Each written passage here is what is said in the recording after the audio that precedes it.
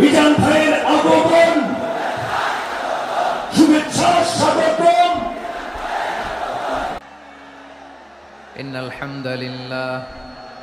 إن الحمد لله نحمده ونستعينه ونستغفره ونؤمن به ونتوكل عليه ونعوذ بالله من شرور أنفسنا ومن سيئات أعمالنا من يهده الله فلا مضل له ومن يضلل فلا هادي له أي فلن تجد له وليا مرشدا ونشهد أن لا إله إلا الله وحده لا شريك له هو الذي لا ضد له ولا ند له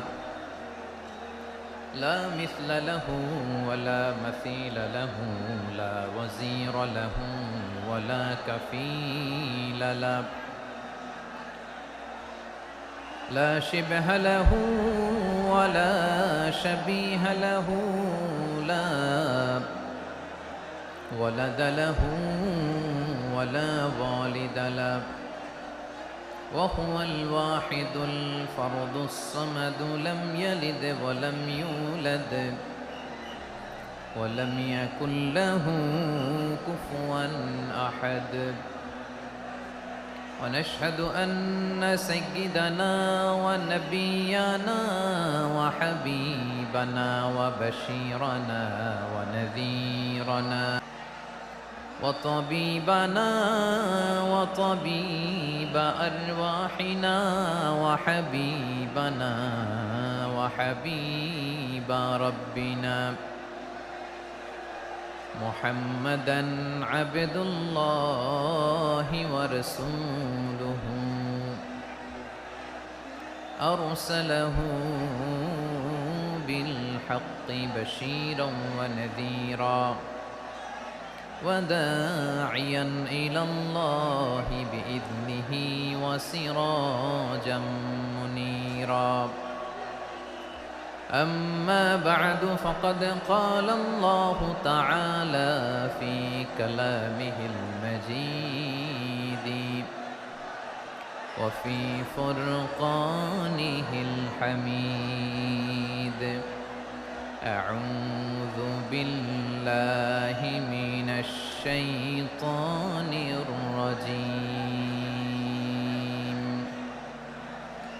بسم الله الرحمن الرحيم ولقد كرمنا بني آدم وحملناهم في البر والبحر ورزقناهم من الطيبات وفضلناهم على كثير ممن خلقنا تفضيلا إن الله وملائكته يصلون على النبي يا أيها الذين آمنوا صلوا عليه وسلموا تسليما اللهم صل على محمد وعلى آل محمد كما صليت على إبراهيم وعلى آل إبراهيم إنك حميد مجيد اللهم بارك على محمد وعلى آل محمد كما باركت على إبراهيم وعلى آل إبراهيم إنك حميد مجيد সকল প্রশংসার মালিককে, সকল ক্ষমতার উৎসকে, কেউ যেটা পারে না পারে কে? কেউ যেটা দেখে না, দেখে কে? সে আল্লাহর দরবারে আমরা শুকর গুজার হচ্ছি। আমরা সবাই পড়ছি কালিমাতুশ শুকর, আলহামদুলিল্লাহ। সবাই একসাথে গলা ছেড়ে দিয়ে আওয়াজ করে পড়ুন, রব্বানা লাকাল হামদ হামদান কাসীরান তাইয়িবান মুবারাকান ফীহি ইয়া রাব্বি লাকাল হামদু কামা ইয়ানবাগি লিজালালি ওয়াজহিকা ওয়া আযীমি সুলতানিকা লাকাল হামদু বিল ঈমান লাকাল হামদু বিল ইসলাম লাকাল হামদু বিল কুরআন। আল্লাহ রাব্বুল ইজ্জা ওয়াল জালালের দরবারে শুকরিয়া জ্ঞাপনের পাশাপাশি আমি আজকের এই প্রোগ্রামের অর্গানাইজিং কমিটিকে অন্তরের অন্তঃস্থল থেকে ধন্যবাদ জানাতে চাই যে আদ-দ্বীন ফাউন্ডেশন অথরিটি তারা 3 দিন ব্যাপী যশোরের পুলের হাটে এরকম চমৎকার গোছানো ওয়েল অর্গানাইজড একটা তাফসীরুল কোরআনের প্রোগ্রামের আয়োজন করেছে। আমি আল্লাহর শুকরিয়া জ্ঞাপনের পাশাপাশি তাদেরকে আমার অন্তরের অন্তঃস্থল থেকে শুকরিয়া, ধন্যবাদ এবং মোবারকবাদ জানাতে চাই। আজকের প্রোগ্রামে উপস্থিত আছেন বৃহত্তর খুলনা বিভাগের ব্যবসায়ী ভাইয়েরা, কর্মজীবী ভাইয়েরা, ছাত্র ভাইয়েরা, পর্দার আড়ালে, মহিলা প্যান্ডেলে আমার মায়েরা, বোনেরা। উপস্থিত আছেন কওমি মাদ্রাসার মুহতামিম বৃন্দ, আলিয়া মাদ্রাসার প্রিন্সিপাল হুজুর, শিক্ষকবৃন্দ, ছাত্রবৃন্দ, ইমাম সাহেব, খতিব সাহেব, মুয়াজ্জিন সাহেব, আইন শৃঙ্খলায় কর্মরত ভাইয়েরা, ভলান্টিয়ার্স, মিডিয়া কর্মী, সাংবাদিক বন্ধুরা, ইউটিউবার্স, আমি সবাইকে অন্তরের অন্তঃস্থল থেকে শুভেচ্ছা জানিয়ে শুরু করতে চাই। 9টা প্যান্ডেল আছে, এখানে ধাক্কাধাক্কির কোনো মানি হয় না। তোমরা ধাক্কাধাক্কি করবা এই জন্য প্যান্ডেল করা হয় নাই 9টা। বসো, কোনো কথা নাই, বসো বসো। কানগুলো খরগোশের কানের মতো খাড়া করো, কোনো আওয়াজ নাই, আওয়াজ নাই, কোনো আওয়াজ নাই। এই যে প্রিয় ভাইয়েরা, আল্লাহর ওয়াস্তে চুপ করুন। যশোরের ভাইয়েরা, আল্লাহর ওয়াস্তে চুপ করুন। আমি 10 থেকে 0 গুনবো, এরপরে যদি আওয়াজ হয় চলে যাব, আমি চলে যাব, কিন্তু কোনো আওয়াজ নাই। আমি কিছু জিজ্ঞেস করলে উত্তর দেওয়ার সময় গলা ফাটায় আওয়াজ করতে হবে, ঠিক কিনা? বাস, এর বাইরে আর আওয়াজ নাই। 10 থেকে 0 গুনবো, হয় বসো, নয় অন্য প্যান্ডেলে যাও, কোনো আওয়াজ হবে না। 10, 9, 8, 7,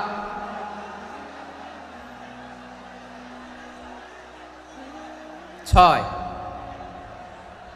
5, 4,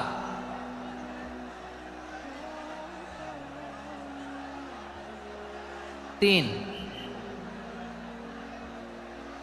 2, 1, 0। প্রিয় ভাইয়েরা, অনেক আলোচনা হয়েছে 3 দিন ব্যাপী। দেশ বরেণ্য প্রথিতযশা ওলামায়ে হযরতের মুখে আপনারা অসংখ্য কথা শুনেছেন। আমলের জন্য এগুলোই যথেষ্ট, নতুন করে আমার বলার কিছুর দরকার নাই। নতুন করে উপস্থাপনের মতো বলার মতো আমার কাছে কিছু নাইও। যা বলার 1500 বছর আগে আল্লাহ তাআলা উম্মাকে বলে দিয়েছেন, ঠিক কিনা? এমন কিতাব দান করেছে যে কিতাবে ভুল নাই, যতই পড়ি ততই শেখা যায়। বিয়ন্ডলেস, বাউন্ডলেস, বটমলেস, কুল কিনারা নাই, কুল কিনারাবিহীন সাগর। পড়েন সুবহানাল্লাহ। গত 3 দিন ধরে স্কলাররা যে সমস্ত বিষয় কোরআন সুন্নাহর আলোকে আলোচনা করেছে, আমরা যেন সেগুলোর উপর আমল করতে পারি। আল্লাহ তৌফিক দান করুক, আমরা পড়ি আমিন। আসুন, এখানে আসার, বসার, এই প্রোগ্রামে অংশগ্রহণ করার উদ্দেশ্যকে, নিয়াতকে আমরা খালেস করে নেই। আজকে আমরা যা শুনবো, শিখবো, আমলের নিয়তে শুনবো, ঠিক কিনা বলেন? শেষ পর্যন্ত নীরবতা বজায় রাখবো। আমি উঠবো, আপনারা উঠবেন, এর আগে ওঠা যাবে না। স্কেজিউলে একটু চেঞ্জ এসেছে, এশার সালাত হয়নি। আমার আলোচনার পরপরই আজান হবে, এশার সালাতে আমরা জামাতে অংশগ্রহণ করে একসাথে বিদায় নেব ইনশাল্লাহ। বলেন বিশৃঙ্খলা করলে আমার বুঝাতে, পয়েন্টগুলো শেয়ার করতে দেরি হবে। আর এই যে এরকম নীরব নিস্তব্ধ থাকলে সুবিধা হবে। আল্লাহর ওয়াস্তে বি স্মার্ট। জায়গা না হলে চলে যাবেন, আওয়াজ করবেন না। ভলান্টিয়াররাও আওয়াজ নয়, ইশারা ইঙ্গিতে। প্রিয় ভাইয়েরা, যে টপিকটি নিয়ে আমি আপনাদের সামনে আজকে কথা বলতে চাই, টপিকটি অনেক গুরুত্বপূর্ণ। টপিকটি হচ্ছে হিউম্যান রিসোর্স ডেভেলপমেন্ট, মানব সম্পদ উন্নয়ন। কারণ আল্লাহ তাআলা আমাদের যা দেখ আর না দেখ এটা দিছে। মানুষ আর মানুষ, 18 কোটি মানুষ, ঠিক কিনা? এই 18 কোটির জনসংখ্যার দেশে বসবাস করে আমরা খুশি না বেজার? খুশি হইতে হবে, বেজার হইেন না। জাপানের খবর জানেন? তাদের গ্রোথ রেট নিচের দিকে, উল্টো। জনসংখ্যা নাই, বাচ্চা নিলে, সন্তান নিলে গভর্নমেন্ট তাদের টাকা দেয়। আমাদেরকে আল্লাহ তাআলা দয়া করে, মায়া করে এই সম্পদটা দিয়েছেন। এই মানব সম্পদকে যেন আমরা কাজে লাগাই, ইনশাআল্লাহ। পড়েন সবাই। হিউম্যান রিসোর্স ডেভেলপমেন্ট অনেক জনগুরুত্বপূর্ণ বিষয়, খুব সেন্সিটিভ বিষয়। বুঝতে হবে যশোরের স্মার্ট ছেলেরা, এই যে আমি যাদেরকে দেখতে পাচ্ছি, all are the Gen Z of Jessore. যারা জেন জি, ওরা স্মার্ট, ওরা ইশারা ইঙ্গিতে কাজ করে। এই যে পুরো গদি উল্টায় দিছে, ঠিক কিনা? 24-এর ছাত্র নাগরিক অভ্যুত্থান আমাদের দেখিয়ে দিচ্ছে কিভাবে চোখের ইশারায় গদি উল্টে দিতে হয়। তো এই জেনজিদের নিয়ে বসেছে, ওরা তো স্মার্ট, ওরা ডিস্টার্ব করবে না। মেহরবানি করে আমার সাথে কানেক্ট করো, 1 to 1, brain to brain, eye to eye contact করো আমার সাথে। তাকাও, কষ্ট হলো আমার দিকে তাকাও, আওয়াজ করা যাবে না, আমার দিকে তাকাও। প্রিয় ভাইয়েরা, হিউম্যান রিসোর্স ডেভেলপমেন্টের ব্যাপারে কিছু কথা বলবো। এই যে আমাদের বিশাল জনসংখ্যা, এই জনসংখ্যাকে কি করে জনসম্পদে রূপান্তরিত করা যায় এ ব্যাপারে কথা বলবো। আমি সূরাতু বনী ইসরাইলের 70 নম্বর আয়াত তেলাওয়াত করেছি। এই আয়াতের আলোকে কিছু কথা আমি আপনাদের সামনে বলবো। আল্লাহ তাআলা ইরশাদ করছেন, ওয়ালাকাদ কাররামনা বনী আদম ওয়া হামালনাহুম ফিল বাররি ওয়াল বাহরি ওয়া রাযাকনাহুম মিনাত তাইয়্যিবাত ওয়া ফাদ্দালনাহুম আলা কাসীরিম মিম্মান খালাকনা তাফদীলা। পড়েন আল্লাহু আকবার। রব্বুল আলামিন বলেন, ওয়ালাকাদ কাররামনা বনী আদম, আমি বনী আদমকে সম্মানিত করেছি, বনী আদমকে মর্যাদা দিয়েছি। ওয়া হামালনাহুম ফিল বাররি ওয়াল বাহর, বনী আদমকে জলে, স্থলে, স্থলে এবং সমুদ্রে চলাচলের বাহন দিয়েছি। ওয়া রাযাকনাহুম মিনাত তাইয়্যিবাত, তাদেরকে পবিত্র রিজিকের বন্দোবস্ত করেছি। ওয়া ফাদ্দালনাহুম আলা কাসীরিম মিম্মান খালাকনা তাফদীলা, আর আমি আল্লাহ যাদেরকে সৃষ্টি করেছি তাদের মধ্য থেকে বনী আদমকে আমি শ্রেষ্ঠ বানিয়েছি। আমরা শ্রেষ্ঠ, আমরা আশরাফুল মাখলুকাত। আমরা কি? এই যে এমনি চিল্লাচিল্লি করে, জিজ্ঞেস করলে বলে না। আমরা আশরাফুল মাখলুকাত। আমরা কি? শ্রেষ্ঠ, সবার চেয়ে সেরা। আমাদের মতো করে আল্লাহ কাউকে বানায় নাই। 2 পায়ে ভর করে, শির দ্বারা এরকম স্ট্যান্ড রেখে মাথা উঁচু করে দাঁড়াতে পারে এরকম কোন প্রাণী পৃথিবীতে আছে? এজন্য আল্লাহ বলেন, ওয়ালাকাদ কাররামনা বনী আদম, আমি বনী আদমকে সম্মানিত করেছি, তাদেরকে আমি মর্যাদা দিয়েছি। তাদেরকে আমি যত মর্যাদা দিয়েছি আমার কোন সৃষ্টিকে এত মর্যাদা দেই নাই। পড়েন সুবহানাল্লাহ। I have dignified the status of the sons of Adam. আদমের সব সন্তানের মর্যাদা আমি বাড়িয়েছি। আল্লাহ এখানে বলেননি ওয়ালাকাদ কাররামনাল মুমিনিন, আমি মুমিনের মর্যাদা বাড়িয়েছি, বলেছেন? আল্লাহ এখানে বলেন নাই ওয়ালাকাদ কাররামনাল মুসলিমিন, আমি মুসলিমের মর্যাদা বাড়িয়েছি। আল্লাহ বলেছেন ওয়ালাকাদ কাররামনা বনী আদম, আমি বনী আদমের সম্মান বাড়িয়েছি। হোক সে মুমিন কিংবা কাফের, মুসলিম কিংবা মুশরিক, আস্তিক কিংবা নাস্তিক, আরব কিংবা অনারব, যেই হোক না কেন, আদম সন্তান সবগুলার মর্যাদা বাড়ায় দিয়েছে কে? সবার মর্যাদা আল্লাহ বাড়িয়েছে। মানুষ হিসেবে মর্যাদা। বিশ্বনবী ইসলাম ইহুদির লাশ দেখে দাঁড়িয়ে গেলেন। কার লাশ? আমার যশোরের ভাইয়েরা আওয়াজ করে বলুন, কার লাশ? ইহুদির লাশ দেখে দাঁড়ায় গেলেন। সাহাবারা বললেন, ইয়া রাসূলুল্লাহ, আপনি দাঁড়ালেন যে, এটা তো ইহুদির লাশ। বিষ্ণু বললেন, আওয়ালাইসাত নাফসান, এটা কি মানুষ নয়? এটা হোক ইহুদি হোক খ্রিস্টান, এটা তো মানুষ। আমি মানুষ দেখে দাঁড়িয়েছি। আই স্যালিউট দ্য হিউম্যানিটি, আমি মানবতাকে সম্মান করেছি। পড়েন সুবহানাল্লাহ। তাহলে এই জমিনে মানুষের মর্যাদা বেশি, হোক আস্তিক হোক নাস্তিক হোক মুমিন কিংবা কাফের। আদমের সন্তান হলে মানুষ হলেই তার মর্যাদা বাড়িয়েছে কে? আমার কলিজার টুকরা যশোরের ভাইয়েরা, মানুষের মর্যাদা আল্লাহ এত বাড়িয়েছেন, মানুষ জীবিত থাকলেও যেমনি মর্যাদাবান, মরে গেলেও মর্যাদাবান। সুবহানাল্লাহ পড়েন। মানুষ মরে গেলে এই ডেড বডিটা কি হয়? পচে যায়, গলে যায়, মাটির সাথে মিশে যায়। তাই বলে আপনি ডেড বডির সাথে যাচ্ছে তাই করতে পারবেন না। পারবেন? কেউ যদি অন্যায় করে তাকে যদি আপনি শাস্তির আওতায় আনেন, যা মনে চায় করতে পারবেন না। তারা আগুন দিয়ে পোড়াতে পারবেন না, নাক কাটতে পারবেন না, কান কাটতে পারবেন না, অঙ্গ বিকৃতি করতে পারবেন না। কারণ মানব জাতির মর্যাদা স্বয়ং দিয়েছে কে? ডেড বডি পচে যাবে, গলে যাবে। তারপরে ইসলাম বলে না, খবরদার, এই মরা লাশটারও একটা মর্যাদা আছে না নাই? ইসলাম বলে এই লাশটা গলে যাবে, পচে যাবে, কিন্তু এটার অমর্যাদা করো না। কর্পূর দিয়ে, খেজুর পাতা দিয়ে এটাকে ওয়ার্ম ওয়াটার দিয়ে, গরম পানি দিয়ে ধৌত করো। সাদা শুভ্র ধবধবে কাপড় দিয়ে লাশটাকে তুমি কাভার করো। তারপরে খাটিয়ার মধ্যে লাশটাকে রেখে বিশাল একটা প্রোগ্রাম করো, একটা ফিউনারাল প্রোগ্রাম করো। ওই প্রোগ্রামের ডানে বায়ে পেছনে লাশটারে রাখলে হবে না, প্রোগ্রামের একেবারে সামনটাতে তুমি লাশটাকে রাখো। সুবহানাল্লাহ। একটা ফিউনারাল প্রোগ্রাম করতে হবে, তাকে শেষ বিদায় জানাতে হবে, যেটাকে আমরা জানাজা বলি। কি বলি? জানাজা মানে মাইয়েতের জন্য দোয়া, তার জন্য দোয়া করা হয়। তাকে একটা সিস্টেমেটিক অর্ডারে কবরে রাখা হয়, সুন্দরভাবে সেটাকে কবরস্থ করা হয়, মাটি দেয়া হয়, পানি দেয়া হয়। তার মানে মরে গেলেও মানুষের সম্মান বাড়ায় দিয়েছে কে? এজন্য আল্লাহ বললেন ওয়ালাকাদ কাররামনা বানি আদম, বনি আদমের সম্মান মর্যাদা আমি আল্লাহ বাড়িয়ে দিয়েছি। মানুষের সম্মানে তুমি কখনো আঘাত করো না, ঠিক কি না? তাহলে ভাই, প্রথম মেসেজ হচ্ছে, the first and foremost message tonight to the people of Jashore. আল্লাহ বলেন, I have dignified the status of son of Adam. আমি বনি আদম সবার মর্যাদা বাড়িয়ে দিয়েছি, হোক আস্তিক নাস্তিক, হোক কাফের কিংবা মুশরিক, তার মর্যাদা বাড়াই দিছে কে? যখন বন্যা হয় আমরা ত্রাণ নিয়ে যাই, আমরা শুধু মুসলমানদেরকে ত্রাণ দেই নাকি? হ্যাঁ, আমরা মুসলমানকেও দেই, অমুসলমানকেও দেই, হিন্দুকেও দেই, বৌদ্ধকেও দেই। যেখানেই মানবতা বিপন্ন সেখানে ইসলামের হেল্পিং হ্যান্ড আছে না নাই? সুবহানাল্লাহ। কি দিন আমরা পেয়েছি, কি বিধান আমরা পেয়েছি। ওয়ালাকাদ কাররামনা বানি আদম, আমি বনি আদমকে সম্মানিত করেছি।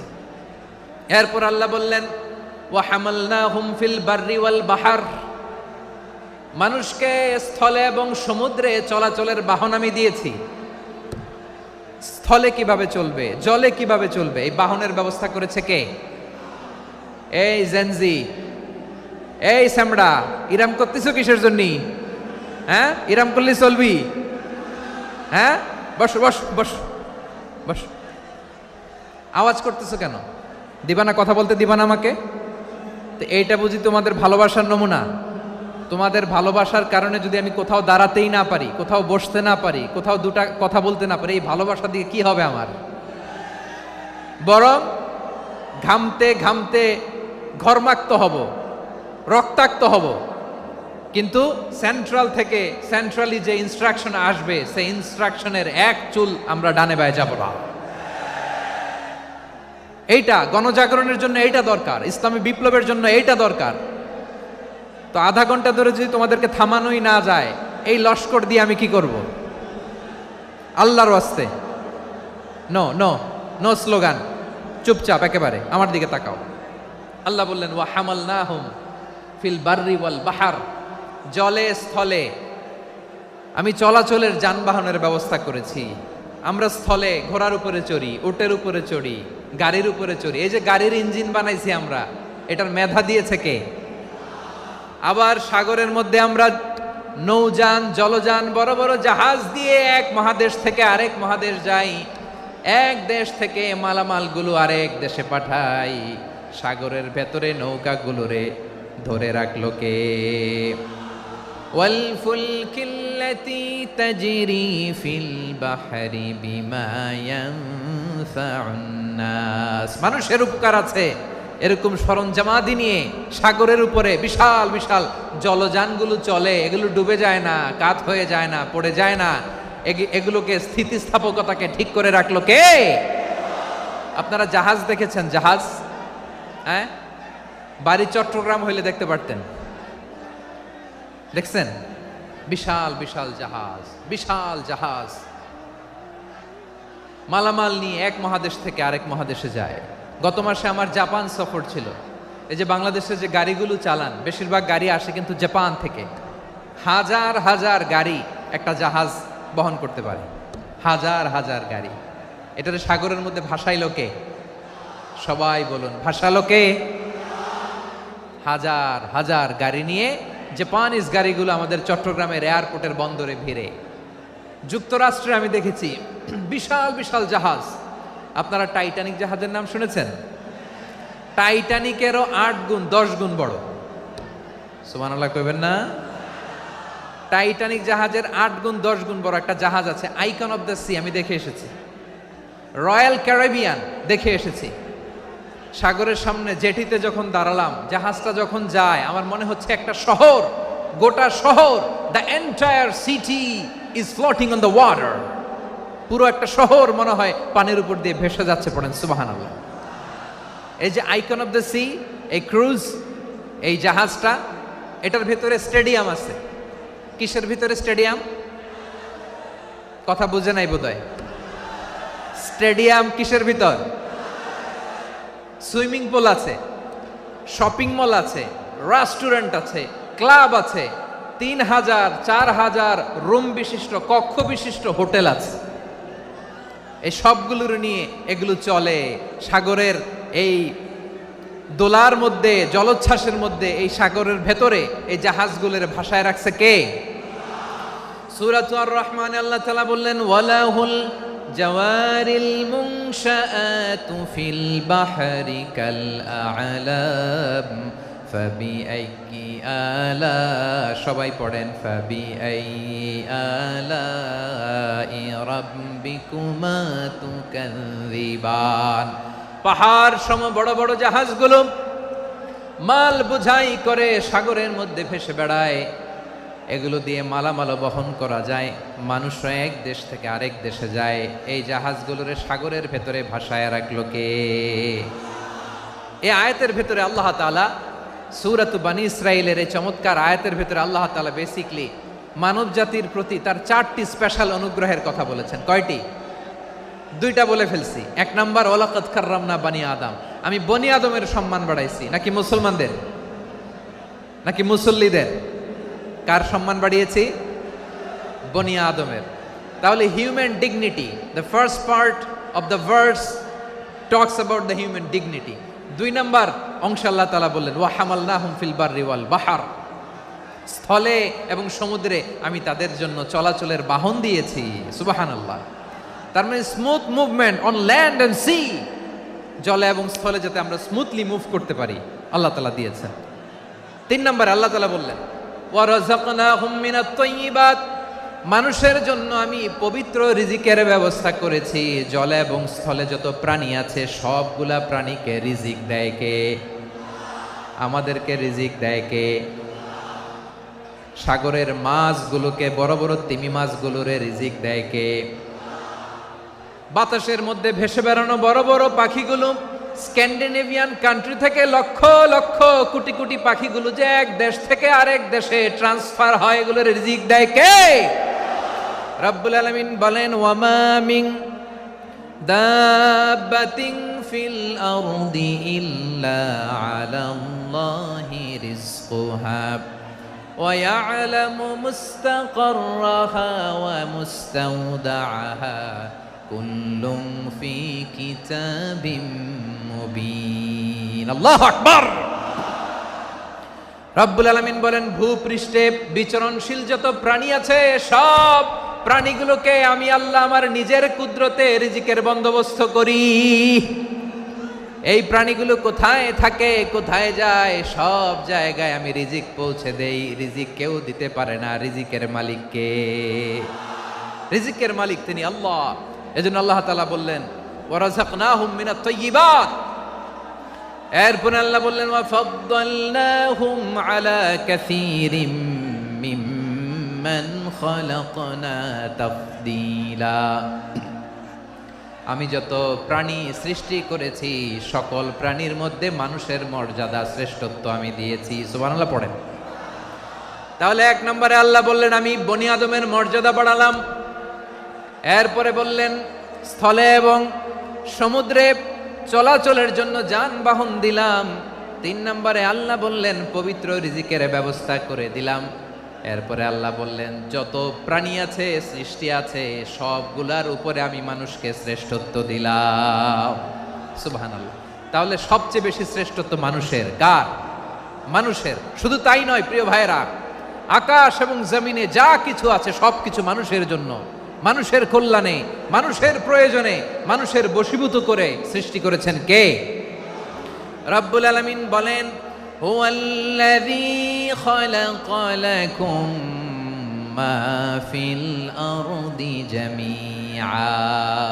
এই জমিনের মধ্যে যা কিছু আমি আল্লাহ সৃষ্টি করেছি সব কিছু আমি মানুষের জন্য সৃষ্টি করেছি। পড়েন সুবহানাল্লাহ। হুয়াল্লাযী খালাকা লাকুম মা ফিল আরদি জামিআ। যা আছে সব আমাদের জন্য, সব আমাদেরকে সার্ভিস দেওয়ার জন্য, আমাদের উপকারের জন্য, আমাদের কল্যাণের জন্য। আওয়াজ করে সবাই পড়ুন আল্লাহু আকবার। অন্য আয়াতে আল্লাহ বললেন ওয়াসাখখারা লাকুম মা ফিস সামাওয়াতি ওয়া মা ফিল আরদি জামিআম মিন ইন্না ফি যালিকা লাআয়াতিন লিকাউমি ইয়াতাফাক্কারুন।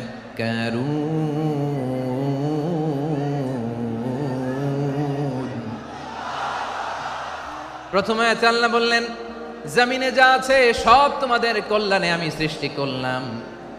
এরপরে আল্লাহ বললেন আকাশেও যা আছে সব তোমাদের জন্য সৃষ্টি করলাম, তোমাদের অনুগত বানায় দিলাম। পড়েন সুবহানাল্লাহ। মানুষের কি ব্রেইন দেখেন, মানুষ জমিন ছেড়ে আকাশে চলে যায়। পাখি দেখে মানুষের শখ হলো পাখি যেহেতু উঠতে পারে আমরাও পারবো। অরবিল রাইড, উইলবার রাইড, 2 ভাই মিলে আঁকাঝোঁকা করতে করতে করতে করতে প্লেন বানায় ফেললো। কোন সুবহানাল্লাহ। এখন পাখিও ওরে আমরাও ওরি। এরপরেই মানুষের কৌতূহল থামে না এখানে। মানুষ চলে গিয়েছে চাঁদে। কোথায় গেছে? এখন কিন্তু চাঁদে জমি বিক্রি হয় জানেন। পৃথিবী নিয়ে মারামারি শেষ। রাশিয়া আমেরিকা এখন ধরছে চাঁদ আর মঙ্গল গ্রহ। এখন চাঁদে জমি বিক্রি হয়, মঙ্গলে জমি বিক্রি হয়। এই চাঁদ, মঙ্গল, বৃহস্পতি, শনি সব আল্লাহ তাআলা আমাদের জন্য বানিয়েছেন। সুবহানাল্লাহ পড়েন। মানুষ সাগরের উপরে চড়ে, শূন্যে ভেসে বেড়ায়, পাহাড় কেটে সুড়ঙ্গ বানায়, টানেল বানায়। মানুষ ব্রডব্যান্ডের লাইন নিয়ে যায় সাগরের ভেতর দিয়ে, এক দেশ থেকে আরেক দেশে, এক মহাদেশ থেকে আরেক মহাদেশে। সুবহানাল্লাহ পড়েন। তার মানে গোটা বিশ্বের সব কিছুর উপরে control, superiority over all creatures, সব কিছুর উপর কন্ট্রোল, মনিটরিং, নিয়ন্ত্রণ এটা প্রতিষ্ঠা করে দিয়েছে কে? এজন্যই মানুষের শ্রেষ্ঠত্ব। ওয়ালাকাদ কাররামনা বানি আদম। আমি বনি আদমের সম্মান বাড়িয়েছি, মর্যাদা আমি বাড়িয়ে দিয়েছি এই কারণে, কারণ মানুষ সব কিছুর উপর নিয়ন্ত্রণ নিতে পারে। মানুষকে নিয়ে এই কোরআনের সব আলোচনা, মানুষকে নিয়ে এই কোরআনের সব। তাই কোরআনের কেন্দ্রীয় আলোচ্য বিষয় হচ্ছে মানুষ। কোরআনের কেন্দ্রীয় আলোচ্য বিষয় কি? যশোরের ভাইয়েরা বুঝে থাকলে সবাই বলবেন কোরআনের কেন্দ্রীয় আলোচ্য বিষয় কি? এই যে আমি মূল আলোচনায় যাচ্ছি এখন। কেন মানুষ কোরআনের কেন্দ্রীয় আলোচ্য বিষয়? যশোর আওয়াজ করে বলো, কোরআনের কেন্দ্রীয় আলোচ্য বিষয় কি? মানুষ। এই মানুষ কোরআনের কেন্দ্রীয় আলোচ্য বিষয়। মানুষকে আল্লাহ স্বাধীনতা দিয়েছেন। ফামান শাআ ফালইউমিন ওয়া মান শাআ ফালইয়াকফুর। চাইলে মুমিন হতে পারো, চাইলে কাফের হতে পারো, তোমার ইচ্ছা। তবে জেনে রাখো মুমিন হলে পাবা জান্নাত, কাফির হলে পাবা জাহান্নাম। নাও দ্য ডিসিশন ইজ ইয়ার্স। সিদ্ধান্ত তোমার, জান্নাতে যাবা না জাহান্নামে যাবা। যশোরের ভাইয়েরা আওয়াজ করে বলুন, কই যেতে চান, জান্নাতে না জাহান্নামে? ডান দিকে না বাম দিকে? ডানপন্থী না বামপন্থী? চিল্লা চিল্লি না চুপচাপ? চুপচাপ কয়ে আবার চিল্লাচিল্লি শুরু করে দিচ্ছে। মাশাআল্লাহ, গুরুত্বপূর্ণ কথা বাকি আছে, আমাকে সহযোগিতা করতে হবে। মাশাআল্লাহ, এই তো ঠান্ডা হয়েছে। হ্যাঁ ঠিক আছে ঠিক আছে ঠিক আছে। মানুষকে আল্লাহ এত স্বাধীনতা দিয়েছেন, মানুষ চাইলে অনেক ভালো হইতে পারে। ভালোর রাস্তাও খোলা, খারাপ হওয়ার রাস্তাও খোলা।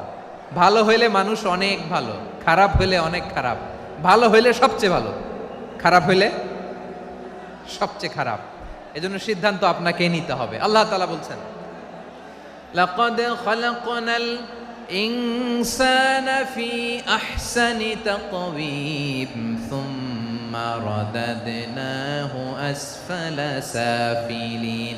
আমি মানুষকে অনেক সুন্দর অবয়বে, সুন্দর আকৃতিতে সৃষ্টি করেছি।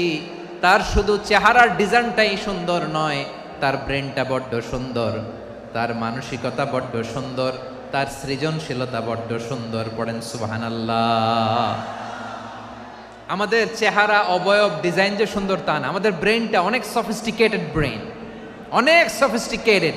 এই 1.5 কেজি ব্রেন ইউজ করে মানুষ গোটা বিশ্বে সভ্যতা বিনির্মাণ করেছে, ঠিক কিনা? এই ব্রেন আল্লাহ তাআলা আমাকে দিয়েছে।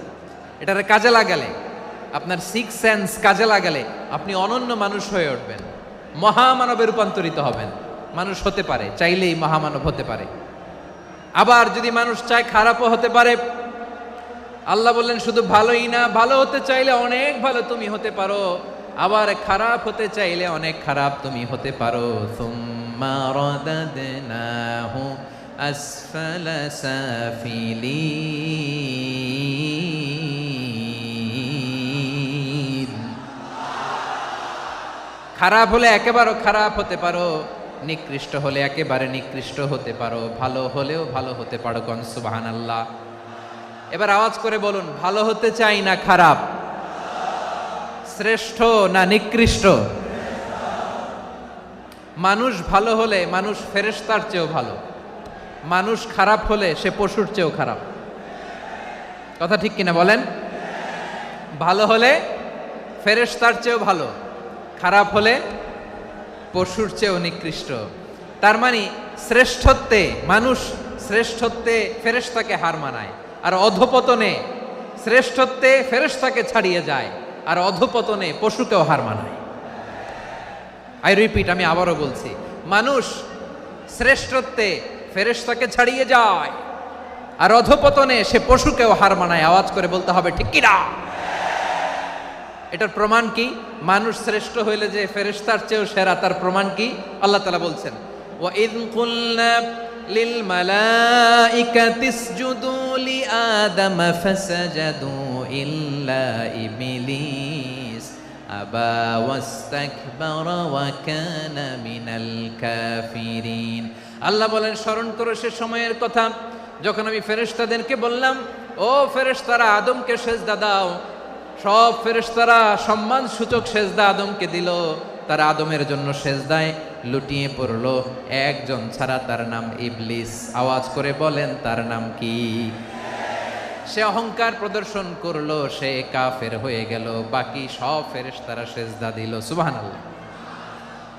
আবার আদম আলাইহিস সালামকে আল্লাহ জিজ্ঞেস করলেন, সব বলে দিল উত্তর, কিন্তু ফেরেশতাদেরকে একই প্রশ্ন জিজ্ঞেস করলেন, তারা উত্তর করতে পারে নাই।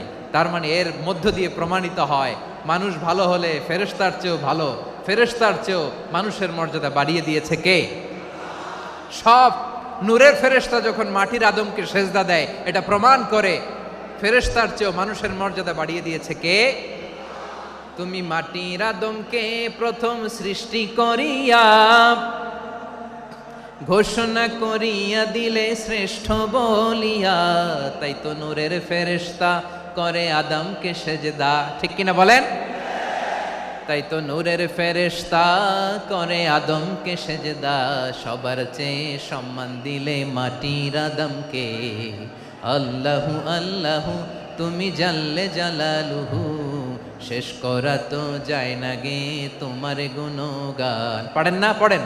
আল্লাহু আল্লাহু তুমি জাল্লে জালালুহু, শেষ করা তো যায় না গে তোমার গুণগান। আল্লাহু আল্লাহু, আল্লাহু আকবার।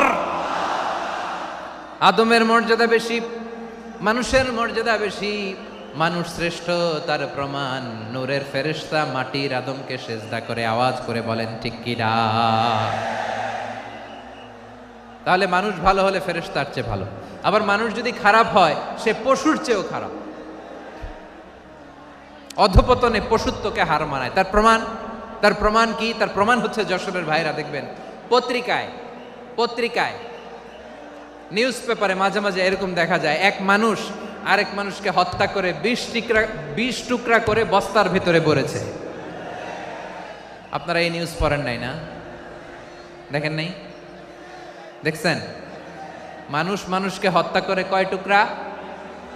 জোরে বলেন। এখানেই ক্ষান্ত হয় না, আবার কোথায় ভরছে? বস্তার ভেতরে। আচ্ছা, বুঝে থাকলে আওয়াজ করে বলেন, কোনদিন শুনছেন একটা হাতি আর একটা হাতিকে হত্যা করে 20 টুকরা করছে, এরপরে বস্তার ভিতরে ভরছে? হয়েছে? তাহলে দেখেন, মানুষ যদি খারাপ হয় সে পশুকেও হার মানায়। চিল্লায় বলো ঠিক কিনা? এমনও দুশ্চরিত্র মানুষ আছে যার নজর থেকে 6 মাসের ছোট্ট মেয়ে থেকে শুরু করে 80 বছরের বৃদ্ধারাও নিরাপদ নয়। পশুকেও হার মানে। মানুষের ঘর জ্বালিয়ে পুড়ে মেসাকার করে দেয়, জনপদের পর জনপদ জ্বালায় দেয়। এরকম আছে না নাই? বোমা মেরে শহরগুলো উড়িয়ে দেয়। এই যে ইসরায়েল গাজার মধ্যে যে অ্যাটাক করেছে, এরা মসজিদ মানে নাই, মসজিদে বম ফেলেছে। এরা খ্রিস্টানদের চার্চ গির্জা মানে নাই, গির্জায় বম ফেলেছে। পৃথিবীর ইতিহাসে never happened in the history of the world that someone bombed on a hospital, on a ICU center. এমন হাসপাতাল যেখানে আইসিইউর রোগীরা আছে, ওই হাসপাতালের উপরও ইসরায়েলি সৈনিকেরা বোমা মেরেছে। জোরে বলেন ঠিক কিনা? এরা মানুষ? আওয়াজ করে বলেন, এরা মানুষ না। প্রিয় ভাইয়েরা, চোখ কান নাক মুখ থাকলেই মানুষ না। যা সামনে দেখেন এগুলো সব মানুষ না, এগুলো জনসংখ্যা। এগুলো কি? সবাই বলুন, এগুলো কি? বাড়ছে জনসংখ্যা, কমছে মানুষ। বাড়ছে জনসংখ্যা, কমছে। এই দুনিয়া এখন তো আর সেই দুনিয়া নাই, মানুষ নামের মানুষ আছে দুনিয়া বোঝাই, সেই মানুষের ভিড়ে আমার আসল মানুষ নাই। ঠিক কিনা? আসল মানুষের বড্ড অভাব, আসল মানুষের বড্ড অভাব। আমার ভাইয়েরা, মানুষ খারাপ হলে পশুকেও হার মানায়। মানুষে পার্থক্য আছে। নাক কান চোখ মুখ থাকলেই মানুষ নয়। বাড়ছে জনসংখ্যা, কমছে মানুষ। চিল্লায় বলো ঠিক কিনা? তাহলে আমরা বুঝলাম, মানুষ ভালো হলে অনেক ভালো, খারাপ হলে অনেক খারাপ।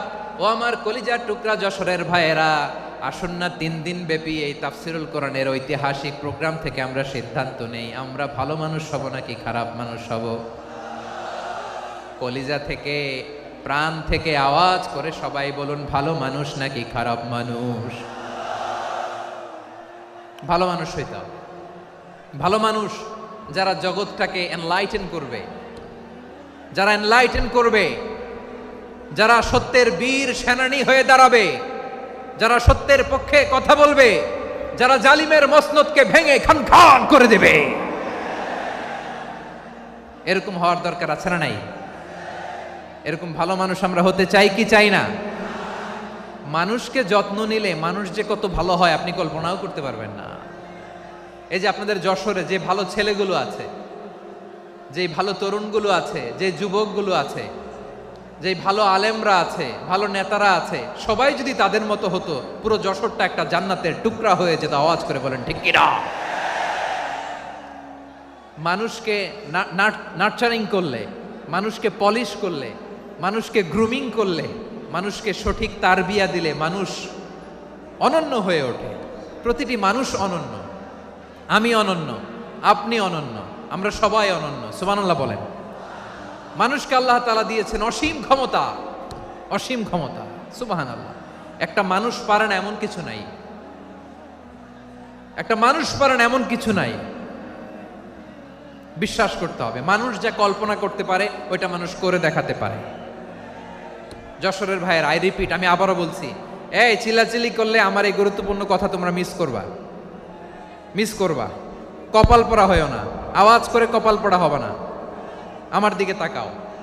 মানুষ মানুষ যা কল্পনা করতে পারে সেটা মানুষ করে দেখাতে পারে। তুমি তোমার কল্পনার রাজ্যকে সাজাও, তোমাকে হারাতে পারে এমন কোন শক্তি আল্লাহর জমিনে নাই। তোমার কি শক্তি, কি সম্ভাবনা তুমি জানোই না মিয়া। তুমি এদিকে তাকাও কেন? তোমার রাস্তা তো ওই দূরে। তুমি কোথায় যাবে, আল্লাহ তোমার টেনে কোথায় নিয়ে যাবে তুমি কিছুই জানো না। প্ল্যান বিগ, ড্রিম বিগ, কল্পনার শক্তিকে বড় করো। মানুষ যা কল্পনা করতে পারে মানুষ তা করে দেখাতে পারে।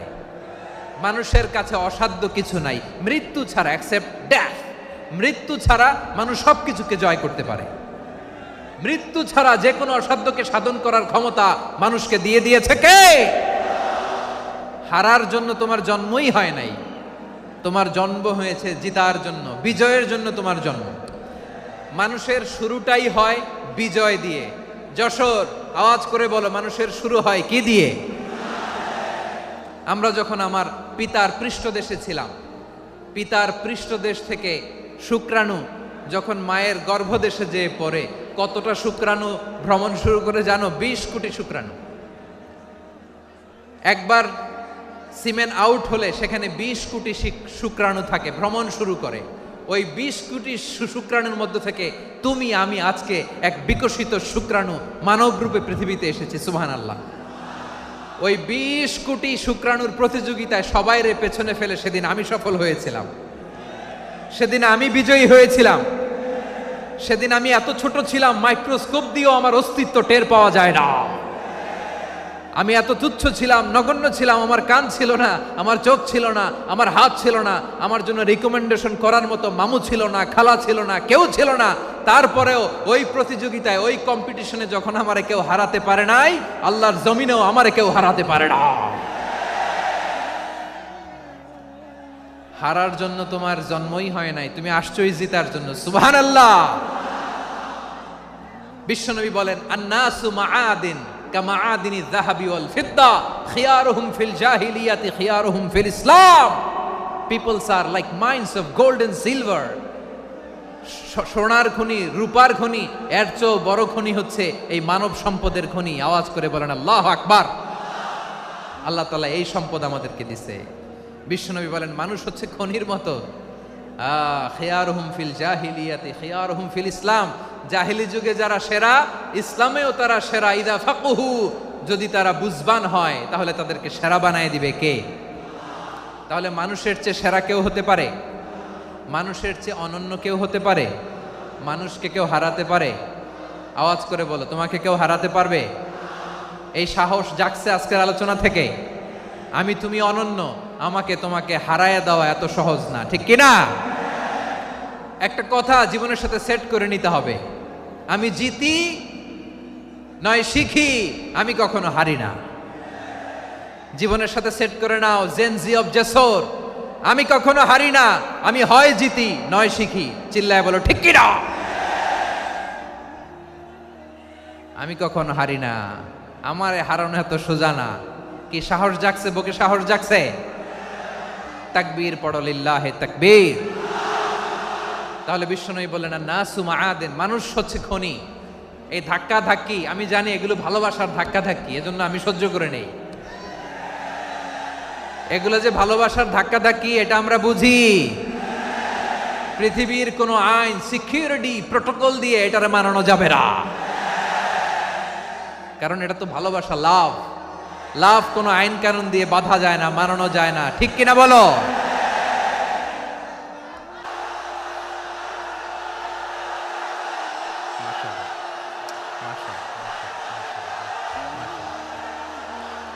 ঠিক আছে, বসুন বসুন বসুন। আল নাসু মাআদিন, মানুষ হচ্ছে খনি।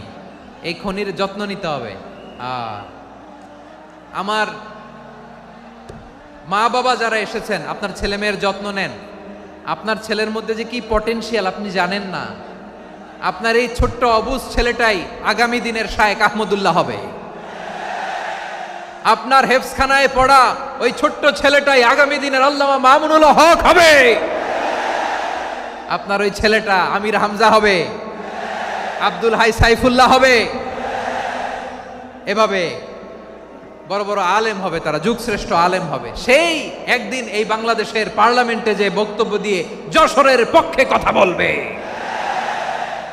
আপনি জানেন না, কাউকে ছোট করবেন না, আপনি ওর কনফিডেন্স আপনি কমাবেন না, আপনি কমাতে পারেন না।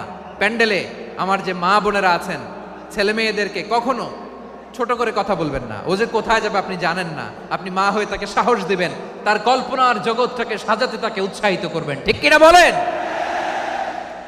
আর আমার প্যান্ডেলের আমার প্রিয় শ্রদ্ধাশীলা মায়েরা বোনেরা, আপনারা তো আরো দামি সম্পদ। বিশ্বনবী বলেন, আর দুনিয়া কুল্লু হামাচা। আল্লাহ আল্লাহ আল্লাহ, বিশ্বনবীর কথার ওজন দেখেন। আর দুনিয়া কুল্লু হামাচা ওয়া খায়রু মাতা'আদ দুনিয়াল মারআতু সালিহা। বিশ্বনবী বলেন, দুনিয়ায় যা দেখো সব আল্লাহর দেওয়া অ্যাসেট, মানে সম্পদ। আর এত অ্যাসেটের ভিড়ে সবচাইতে শ্রেষ্ঠ সম্পদ হচ্ছে নেককার নারী। সুবহানাল্লাহ। ভাইয়েরা বোনের সাথে খারাপ আচরণ করো না, সন্তান মায়ের সাথে খারাপ আচরণ করো না। আমাদের মায়েরা আমাদের asset, they are our priceless asset.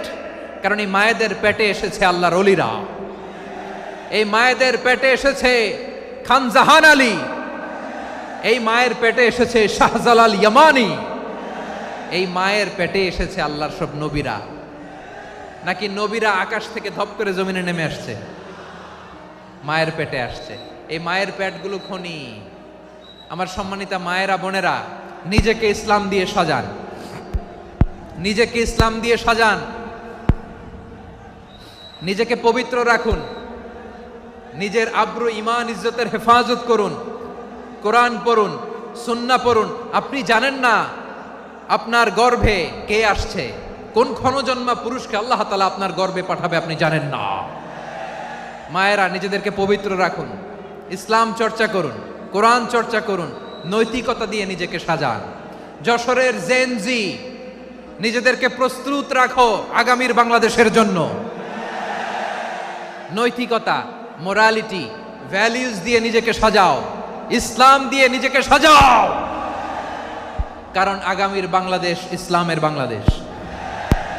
বাংলাদেশের আসল পরিচয় ইসলাম। বাংলাদেশের আসল পরিচয় কি?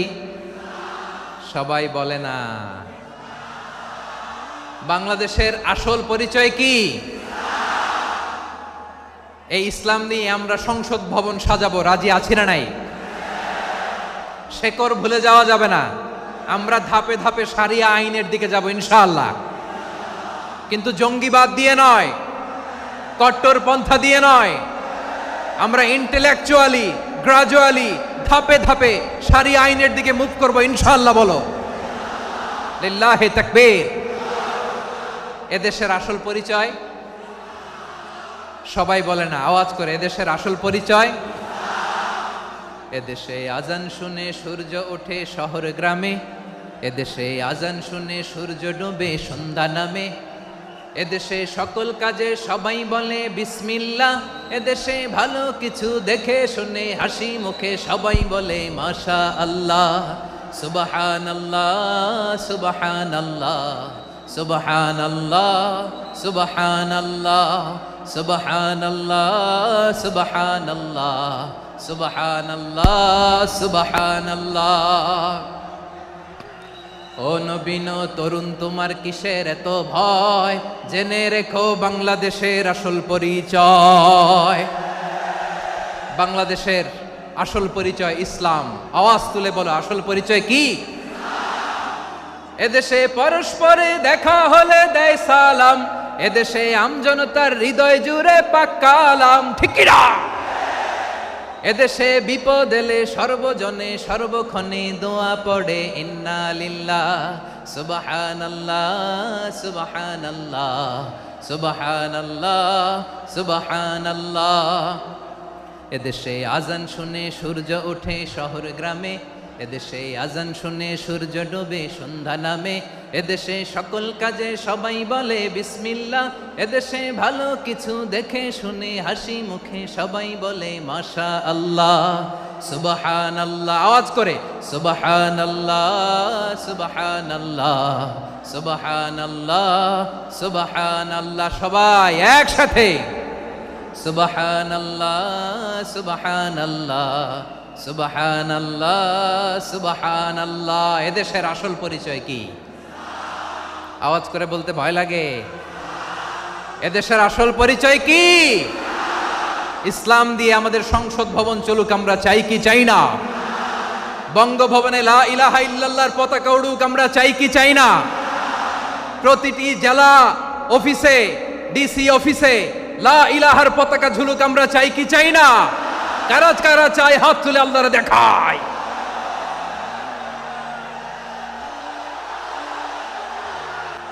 মাশাআল্লাহ, মাশাআল্লাহ, মাশাআল্লাহ, মাশাআল্লাহ।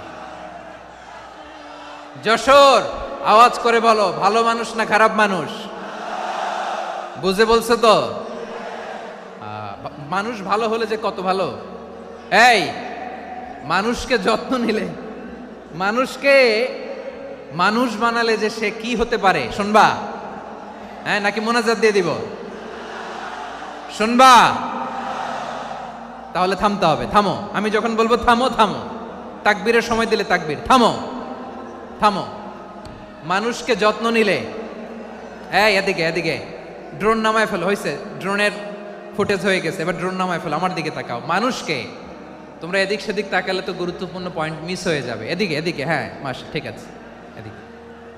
মানুষকে যত্ন নিলে মানুষের মধ্যে যারা কি পটেনশিয়াল রেখেছে। আমি জাপানের দুইটা উদাহরণ দেই। জাপানের, এই এই এভাবে এভাবে হবে, হয় বসো নয় পেছনে, কথা নাই। কথা তো বলাই যাবে না, হারাম কথা বলা। আজকে একেবারে চুপ। আজকের জন্য হারাম করে দিছে আমি, এই কিছু সময়ের জন্য একেবারে নিষিদ্ধ। জাপানের দুইটা উদাহরণ দেই, খেয়াল করে একটু শুনেন, বুঝবেন।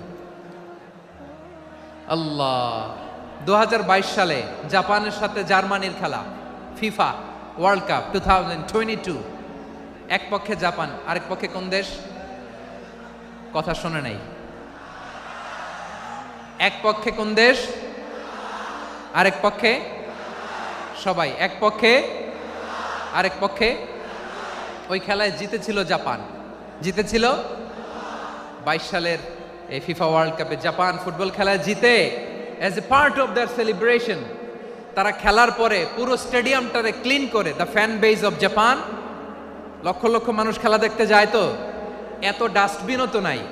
তো যারা ডাস্টবিনে জায়গা পায় নাই, তারা এই যে চকলেটের প্যাকেট, পানির বোতল, চিপসের প্যাকেট তারা এদিকে সেদিকে রেখে দিয়েছে। জাপানের ভক্তরা, জাপানের ফলোয়াররা, as a part of their celebration তারা খেলার পরে পুরো স্টেডিয়ামের সব ময়লা আবর্জনা ক্লিন করে তারপরে বিদায় নিয়েছে। তাদেরকে কি ক্লিন করার দায়িত্ব দেয়া হয়েছিল? এই যশোর, জাপানের যে ছেলেরা খেলা দেখতে গেছিল ওদেরকে কি ক্লিন করার দায়িত্ব দিছিল? তারা কি স্টেডিয়ামের পরিচ্ছন্নতা কর্মী? তাদের আকল, তাদের সিক্স সেন্স তাদেরকে বলেছে। ছোটবেলা থেকে জাপান গভর্নমেন্ট ওদেরকে এত পরিচ্ছন্নতা শেখায়, ক্লিনলিনেস অ্যাওয়ারনেস ক্যাম্পেইন করায়। ক্লাসে আমি দেখেছি, ক্লাসে নিজের বেঞ্চ নিজে মুছে, ক্লাসের মাঝখানে একটা সময় দেয়, নিজের টেবিল নিজে মুছে, নিজের ক্লাসরুমটা নিজে পরিষ্কার করে। রাস্তাঘাটে একটা ধুলা নাই, ময়লা নাই, একটা টিস্যু নাই। খেলার পরে গোটা বিশ্বকে তাক লাগিয়ে দিয়েছে। জাপানের ফ্যানরা সবার রেখে যাওয়া গার্বেজ, টিস্যু, বোতল পরিষ্কার করে তারপরে স্টেডিয়াম থেকে বিদায় নিয়েছে। আমরা কেন এমন হইতে পারলাম না? আমরা কেন এমন হইতে পারলাম না? জাপানের যারা এগুলো করছে ওদের 3টা করে চোখ না? চোখ তো 3টা। জাপানো লাগো, জাপানো লাগো। হাত তো 4টা, কান তো 6টা। হ্যাঁ, নাকি আমার মতো 2 হাত 2 কানওয়ালা মানুষ? চোখে দেখলে ওটা মানুষ না। চিন্তা করছেন? তার মানে জাপানিজদেরকে যে গ্রুমিং করে শিখানোর মাধ্যমে পরিচ্ছন্ন বানানো গেছে। ওরা যেমনি মানুষ, আমরাও মানুষ। আমাদের সন্তানদেরকে শেখালে তারাও পারবে। পারবে কিনা? 2 নম্বর উদাহরণ বলি। চট্টগ্রাম ফেনীতে যারা গিয়েছেন, মেঘনা গোমতী ব্রিজ প্রকল্প নাম শুনছেন? মেঘনা একটা ব্রিজ পার হওয়া লাগে।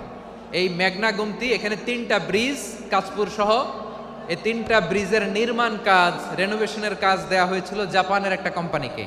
কাকে? জাপানের কোম্পানি। নির্মাণ শেষে 738 কোটি টাকা বেঁচে গেছিল, এটা গভর্নমেন্টের হাতে দিয়ে তারা বিদায় নিয়েছে। কত টাকা? 738 কোটি টাকা। যত প্রাক্কলিত ব্যয় নির্ধারণ করা হয়েছে সব টাকা সরকার, তৎকালীন সরকার 2019-এর সরকার কারা ছিল তো জানেন? এই 2019-এর সরকার তাদেরকে দিয়েছে।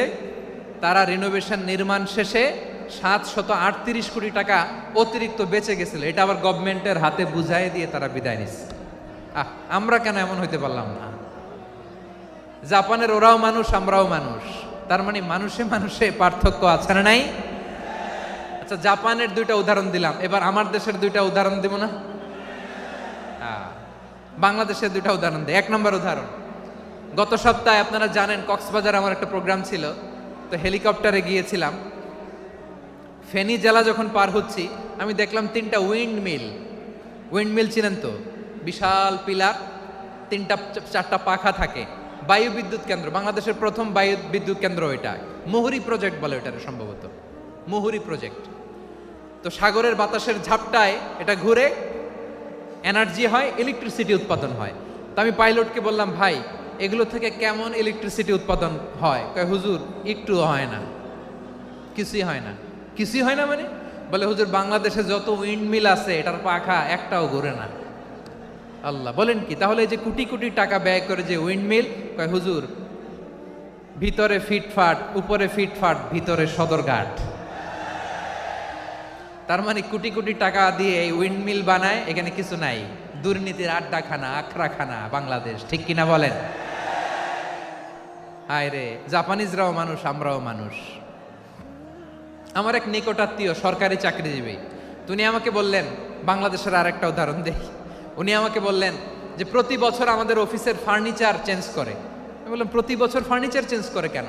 বলে যে ফার্নিচার নতুন পারচেজ করলেই তো ওইখানে টাকা, নতুন কিনতে পারলেই টাকা, নতুন উন্নয়নের সবক শোনাতে পারলেই টাকা। প্রথম আলোর রিপোর্ট, কি আলো?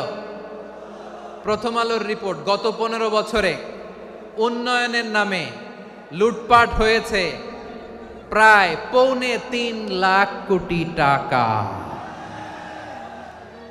কার রিপোর্ট? আমাদের বানানো কথা। প্রথম আলোর রিপোর্ট। গত 15 বছরে কারা ছিল জানেন তো? হ্যাঁ, শুধু ওনাদেরকেই দোষ দিয়ে লাভ নাই। স্বাধীনতার পর থেকে শুধু শাসকের হাত বদল হয়েছে, আমরা কিছু পাই নাই, ঠিক কিনা বলেন? শুধু ওনাদের দোষ দিয়ে কি লাভ? একদল খাইছে, আরেক দল খাওয়ার জন্য রেডি হয়ে আছে। আমরা এরকম চাই না, জনগণকে ফুটপাতে বসাই দিস। প্রিয় ভাইয়েরা, তাহলে জাপানের মানুষও মানুষ, আমরাও মানুষ। সিদ্ধান্ত আপনার, কোন মানুষ হবেন, ভালো মানুষ না খারাপ মানুষ? আজকের আলোচনার বিষয় হচ্ছে মানব সম্পদের উন্নয়ন, human resource development. It's a process to increase the capacity of knowledge, skill, capacity of the people of a country. একটা দেশের মানুষের জ্ঞান, তাদের দক্ষতা কি করে বাড়ানো যায়, বাড়িয়ে দেশের উন্নয়ন করানো যায়, এটাই হচ্ছে মানব সম্পদ উন্নয়নের মূল কথা। তাহলে মানব সম্পদ হচ্ছে একটা দেশের সবচাইতে শক্তিশালী পুঁজি। প্রাকৃতিক সম্পদ, খনিজ সম্পদের চেয়েও দামি হচ্ছে মানব সম্পদ। আমার প্রিয় যশোর, প্রাকৃতিক সম্পদ, খনিজ সম্পদের চেয়ে দামি সম্পদ কি সম্পদ? আল্লাহ তাআলা দয়া করে আমাদেরকে এই মানব সম্পদ দিয়েছেন। আসুন আমাদের এই মানুষগুলোকে আমরা সোনার মানুষ বানাই। রাজি আছেন তো সবাই? রাজি আছেন? মানুষ পারে না এমন কোনো কিছু নাই, চাইলে সব পারে। এজন্য মানুষকে তারবিয়া দিতে হবে, যথাযথভাবে তাদেরকে গড়তে হবে। আসুন আমরা সিরাতের আয়নায় বিশ্বনবীর জীবনী থেকে দেখি তিনি কিভাবে হিউম্যান রিসোর্সকে ম্যানেজ করতেন। যদি আপনাদের সময় হয়, দু একটা উদাহরণ দিয়ে আজকে আমি আমার আলোচনার বিদায় নিব। হবে সময় হবে কয়েক মিনিট? হ্যাঁ, শান্ত থাকবেন তো? শান্ত থাকবা? হ্যাঁ, শেষ কথা, শেষের দিকে চলে আসছি। বিষ্ণু ইসলাম কিভাবে হিউম্যান রিসোর্সকে ম্যানেজ করতেন, মজার কথা আছে কয়েকটা, বলে বিদায় নিব। বিশ্বনবী কিভাবে এই মানব সম্পদকে ম্যানেজ করতেন। বিশ্বনবী, he was a very good talent hunter, চৌকস ট্যালেন্ট হান্টার ছিল। কার মধ্যে কি ট্যালেন্ট আছে দেখলেই বুঝে ফেলতেন। সুবহানাল্লাহ পড়বেন না? কি নবী আমরা পেয়েছি! He was a very good talent hunter. আমার নবী, তিনি চৌকস ট্যালেন্ট হান্টার ছিলেন। কার মধ্যে কি প্রতিভা বের করতেন। ওই প্রতিভাকে ইসলামের কল্যাণে কাজে লাগাতেন। সুবহানাল্লাহ বলেন। যাকে যেই জায়গায় সেট করলে ভালো হবে তাকে ওই জায়গায় সেট করতেন। কয়েকজন সাহাবীর জীবনী শোনাই। আবু মাহজুরা রাদিয়াল্লাহু তাআলা আনহু, মক্কার মুয়াজ্জিন, আগে ছিল মুশরিক, পরে হইছে মুমিন। উনি কিভাবে মুমিন হইলেন এই ঘটনাটা একটু আপনাদের শোনাতে চাই। তা আপনাদের তো সময় নাই হাতে, হ্যাঁ সময় আছে? এই জেনজি শেষ করে দিল আজকের প্রোগ্রামটা। 1 ঘন্টা ধাক্কা ধাক্কি করে কেমনে দাঁড়ায় আছে আমি বুঝলাম না। না না, তাকবিন না, চুপ করতে হবে। What I need you stop, just shut up, চুপ। হ্যাঁ ঠিক আছে, এভাবে। আবু মাহজুরা রাদিয়াল্লাহু তাআলা আনহু কিভাবে মুসলিম হলেন আওয়াজ করে শুনেন। হুনাইনের যুদ্ধ 8ম হিজরি, বিষ্ণু ঈসা ইসলাম হুনাইনের যুদ্ধ শেষে ফিরতেছেন। পথিমধ্যে বেলাল রাদিয়াল্লাহু তাআলা আনহু, এই যে আবার কথা, আই রে আল্লাহ রে, এখানে ধাক্কা ধাক্কি কেন? চলে যাও, পেছনে যাও, পেছনে যাও। অনেক গুরুত্বপূর্ণ কথা পয়েন্ট করে নিয়ে আসে যে বলবো, এই শাউট করার কারণে প্রোগ্রামটাই নষ্ট করে দেয়। আসছে আমার ভালোবাসা দেখাইতে, প্রোগ্রামটাই শেষ করে দিয়ে চলে যায়। হুনাইনের যুদ্ধে 8ম হিজরি, কত হিজরি সবাই বলেন না একটু, কত হিজরি? 8ম হিজরিতে হুনাইনের যুদ্ধে রাসূল সাল্লাল্লাহু আলাইহি ওয়াসাল্লাম ফিরে আসতেছেন মদিনায়। পথিমধ্যে বেলাল রাদিয়াল্লাহু তাআলা আনহু আজান দিচ্ছেন। কি দিচ্ছেন?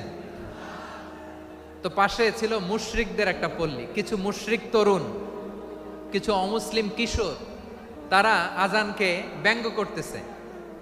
আমাদের বাংলায় মুখ ভেঙ্গানো বলে আর কি। বেলাল রাদিয়াল্লাহু তাআলা আনহু আজান দিচ্ছেন, ওই বাচ্চাগুলো মুশরিক, তো ওরা আজানকে ব্যঙ্গ করতেছে, বিকৃতি করে ওরাও আজান দিচ্ছে। উদ্দেশ্য হচ্ছে আজানকে নিয়ে ঠাট্টা করা। উদ্দেশ্য কি? ঠাট্টা করা। ব্যাপারটা মনে কষ্ট পাওয়ার মতো ব্যাপার না? কিন্তু বিশ্বনবী ওইখানে দেখেন কি খুঁজলেন। বিশ্বনবী খেয়াল করলেন অমুসলিম কিশোরদের মধ্য থেকে একটা কিশোরের গলাটা বড় দরাজ গলা, কণ্ঠটা বড় সুন্দর। খেয়াল করে দেখলেন যে কিছু কিশোর বেলালের আজানকে ব্যঙ্গ করে, বিকৃতি করে, কিন্তু একজনের কণ্ঠ দেখতে পাচ্ছেন না এত দূরে, কিন্তু কণ্ঠটা বড় সুন্দর, দরাজ গলা। বিশ্বনবী সাহাবীদেরকে বললেন, ধরো এগুলারে, ধরো। সবগুলারে ধরে বিশ্বনবীর সামনে আনা হলো। ওরা হাঁটু গেড়ে বসলো। বিশ্বনবী বললেন, তোমাদের মধ্যে কে যেন ব্যঙ্গ করে আজান দিচ্ছিল, তার গলাটা বড় উঁচু, গলার বেসটা বড় মজবুত, মেলোডিয়াস, সুমধুর কণ্ঠ, কে? আবু মাহজুরা বলে, আমার বন্ধুরা সবাই আমার দিকে আঙ্গুল দেখায়, আমি পড়ে গেছি বিপদে।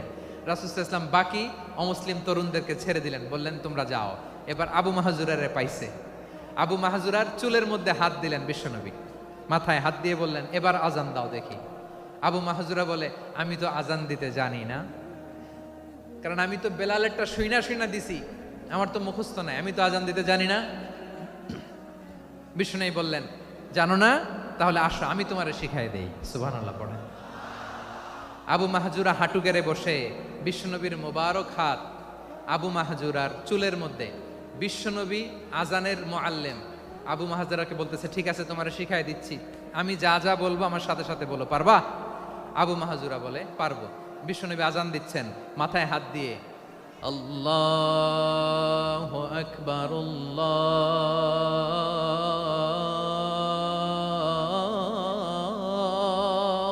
আকবার। আবু মাহজুরা এই বাক্যটা পড়লেন। বিশ্বনবী দ্বিতীয় বাক্য পড়তে আরম্ভ করলেন, আল্লাহু আকবার, আল্লাহু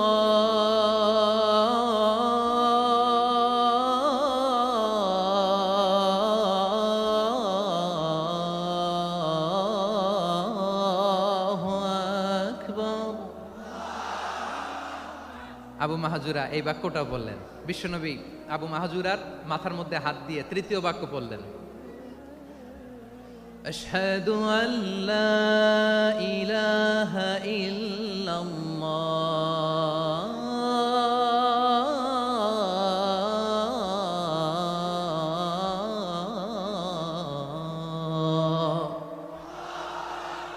আবু মাহাজুরা তৃতীয় বাক্য পড়লেন। বিশ্বনবী একটা বাক্য পরে আবু মাহাজুরা পরে, বিশ্বনবী পরে আবু মাহাজুরা পরে। আবু মাহাজুরা কিন্তু অমুসলিম, মুশরিক। আবু মাহাজুরা বলে, এক একটা বাক্য পড়ি আমার কলিজাটা গলে ঠান্ডা হয়ে যায়। এতদিন মোহাম্মদকে গালি দিতাম, এখন মোহাম্মদ আমার মাথায় যখন হাত রাখছে আমার সারা শরীর ঠান্ডা হয়ে গেছে। বিশ্বনবী আজান শিখাচ্ছেন, একটা একটা বাক্য পড়ে আবু মাহাজুরাও পড়ে, বিশ্বনবী পড়ে আবু মাহাজুরাও পড়ে। পুরো বাক্যগুলো যখন শেষ, আজান শেষ, আবু মাহাজুরাও যখন পুরো আজান পড়লেন, আবু মাহাজুরা বললেন, এতদিন মোহাম্মদের চেহারা দেখলে আমার ঘৃণা লাগতো, আজ থেকে মোহাম্মদের চেহারার চেয়ে প্রিয় চেহারা আমার কাছে নাই।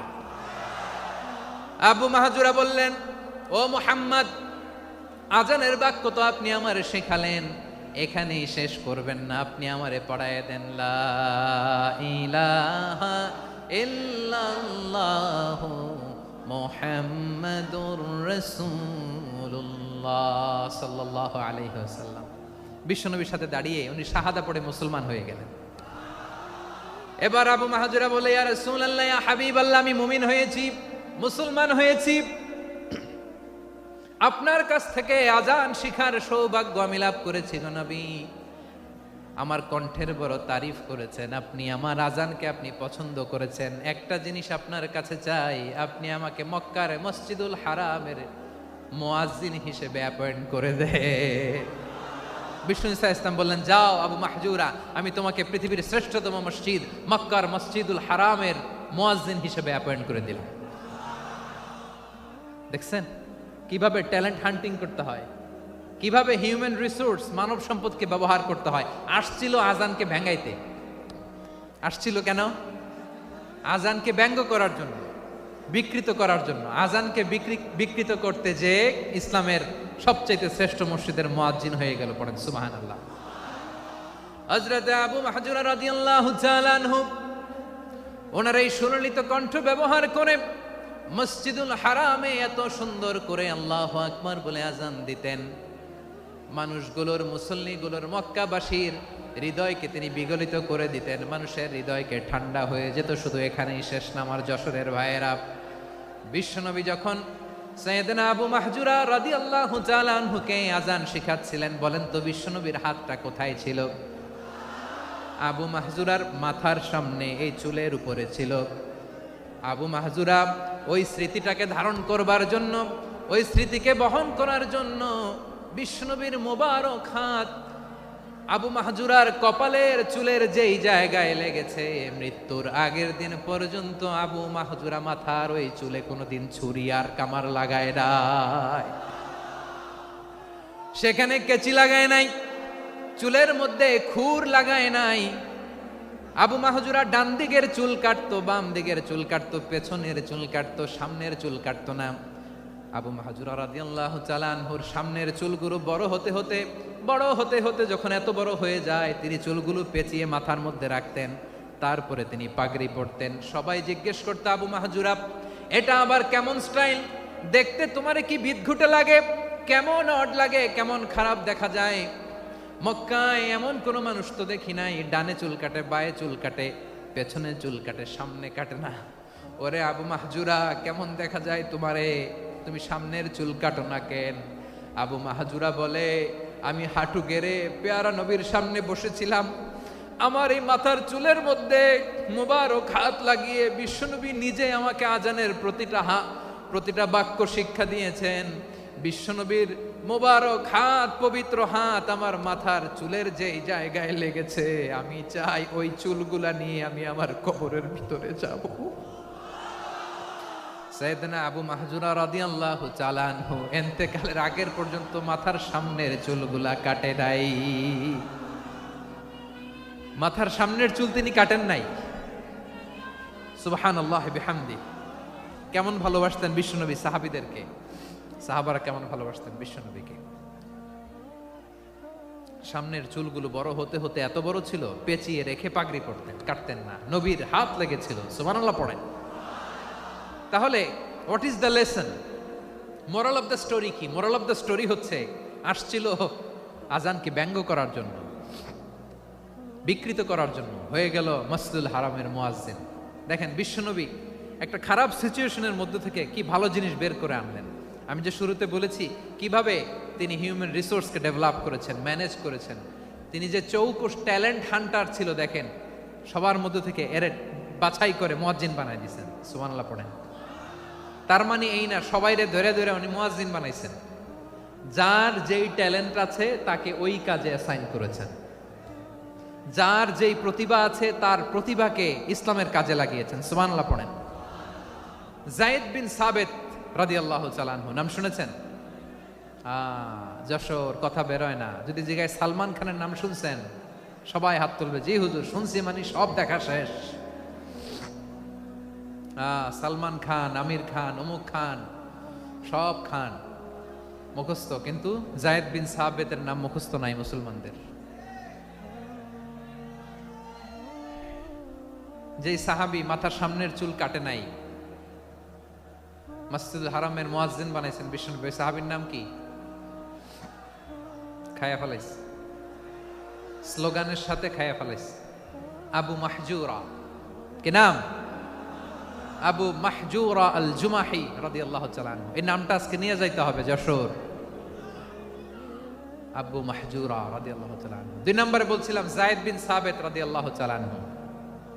বিশ্বনবী দেখলেন মদিনার এই আনসারী সাহাবী হাইলি ট্যালেন্টেড, ইন্টেলেকচুয়াল, মেরিটোরিয়াস, জ্ঞানের প্রতি তার আকর্ষণ, মারাত্মক আকর্ষণ। বিশ্বনবী তাকে দায়িত্ব দিলেন, কোরআন যা নাজিল হয় তুমি লিখো, কাতিবুল ওয়াহি বানায় দিলেন। সুবহানাল্লাহ। যায়েদ বিন সাবিতরে আবার আজান শেখান নাই, কারণ তার মধ্যে বিশ্বনবী প্রতিভা দেখেছেন, একাডেমিক প্রতিভা। বিশ্বনবীর একাডেমিক প্রজেক্টগুলো তিনি হ্যান্ডেল করতেন। যায়েদ বিন সাবিত ছিল বিশ্বনবীর ব্যক্তিগত সচিব। কি ছিল? ব্যক্তিগত সচিব। বোঝেন নাই? বিশ্বনবীর ব্যক্তিগত সচিব এবং দোভাষী। ইহুদিরা কিছু লিখে দিলে এটার অর্থ বিশ্বনবীরে বুঝায় দিতেন, আবার ইহুদিদের কাছে কিছু লিখতে হলে তিনি লিখে দিতেন। বিশ্বনবী একদিন বললেন, ইন্নী ওয়াল্লাহি মা আমানু ইয়াহুদা আলা কিতাব। ইহুদিরা যে চিঠি পাঠায় অর্থ তো বুঝি না, আরেক ইহুদি আইনে অর্থ করা লাগে। আবার ইহুদিদের কাছে কিছু লিখে পাঠাইতে চাইলে আমরা তো লিখতে পারি না, ইহুদিরে দিয়ে লেখা লাগে। ওরা যে পয়রা শোনায় লিখে দেয়, আমি ওদের বিশ্বাস করি না। আমার নিজের একজন লোক দরকার। বিশ্বনবী এই যায়েদ বিন সাবিতকে চুজ করলেন ল্যাঙ্গুয়েজের জন্য। উনি বললেন, যায়েদ তোমার সফট স্কিলকে ডেভেলপ করতে হবে, তুমি হিব্রু ল্যাঙ্গুয়েজ শিখে ফেলো।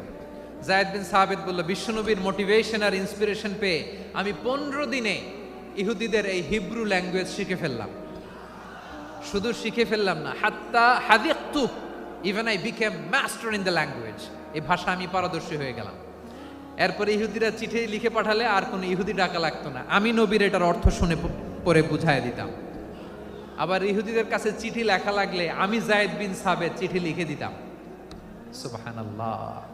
দেখেন, এত সাহাবীর মধ্য থেকে বিশ্বনবীর একাডেমিক প্রজেক্ট, ব্যক্তিগত সচিব, দোভাষী হিসেবে তিনি যায়েদ বিন সাবিতের মতো তরুণকে নির্বাচিত করেছেন। কেমন ট্যালেন্ট হান্টার ছিল আমার নবী। সুবহানাল্লাহ পড়বেন না? বিশ্বনবীর ইন্তেকালের পরে সাইয়েদনা আবু বকর রাদিয়াল্লাহু তাআলা আনহু যখন খলিফা হয়ে আসলেন, কোরআনকে সংকলনের দায়িত্ব দেয়া লাগবে, কোন সাহাবীকে দিবেন? সব সাহাবারা মিলে পরামর্শ করলেন। সাইয়েদনা আবু বকর, ওমর সবাই মিলে এই বিশাল কোরআন সংকলনের গুরু দায়িত্ব বিশ্বনবীর ব্যক্তিগত সচিব, বিশ্বনবীর দোভাষী, বিশ্বনবীর সিলেক্ট করাই লোক যায়েদ ইবনে সাবিত রাদিয়াল্লাহু তাআলা আনহুকে দিয়েছে। কোরআনের কবি তো আজকে এখানে রাখে নাই। এই যে আজকের যে কোরআন পড়েন, এটা আগে এরকম ছিল না। কোরআন নাজিল হলে সাহাবারা চামড়ার, ওটের চামড়ায় লিখে ফেলতো, ওটের চ্যাপ্টা হাড্ডির মধ্যে লিখে ফেলতো, গাছের গুড়ির মধ্যে লিখে ফেলতো। বিভিন্ন জনের কাছে ছড়ানো ছিটানো ছিল। আবু বকর রাদিয়াল্লাহু তাআলা আনহু একসাথে করলেন, পরবর্তীতে উসমান রাদিয়াল্লাহু তাআলা আনহু একসাথে করলেন। 114 সূরার এখন এই মুসহাফ, এই কম্পাইলেশন, এই কপি আমরা পেয়েছি, যার হিউজ কন্ট্রিবিউশন ছিল। এই পুরো কোরআন কম্পাইলেশনের প্রজেক্ট ম্যানেজার ছিল যায়েদ বিন সাবিত রাদিয়াল্লাহু তাআলা আনহু। কোরআন কম্পাইলেশনের প্রজেক্ট ম্যানেজার। দেখেন, ওনারে মাথায় হাত দিয়ে আজান শিখায় নাই। সুবহানাল্লাহ কইবেন না? তাহলে প্রথম সাহাবী আবু মাহজুরাকে মুয়াজ্জিন বানাইলেন, যায়েদ বিন সাবিতকে ব্যক্তিগত সচিব আর দোভাষী বানালেন, মুসআব ইবনে উমাইর রাদিয়াল্লাহু তাআলা আনহুকে ইসলামের প্রথম অ্যাম্বাসেডর বানালেন।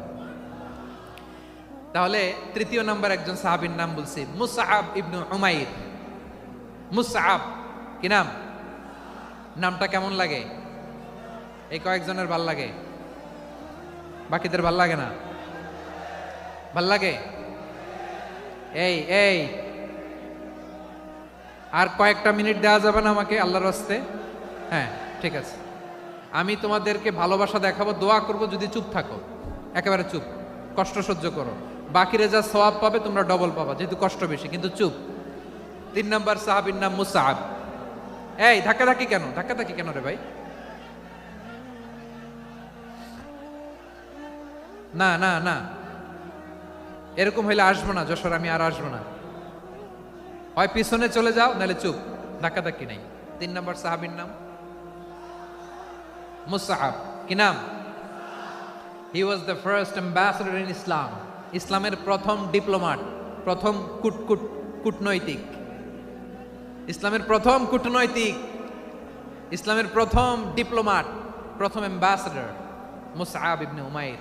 মক্কার তরুণ যুবক, উনি পারফিউম লাগাইলে মানুষ দেখলেই বুঝতো এটা মুসআব লাগাইছে। এমন ড্যাশিং ফেসের ছিল, এমন স্মার্ট ড্যাশিং ফেস, এমন পার্সোনালিটির মানুষ ছিল মুসআব রাদিয়াল্লাহু তাআলা আনহু। কারণ যিনি ইসলামের স্পোকম্যান হবেন, মুখপাত্র হবেন, তার স্মার্ট হওয়ার দরকার আছে না নাই?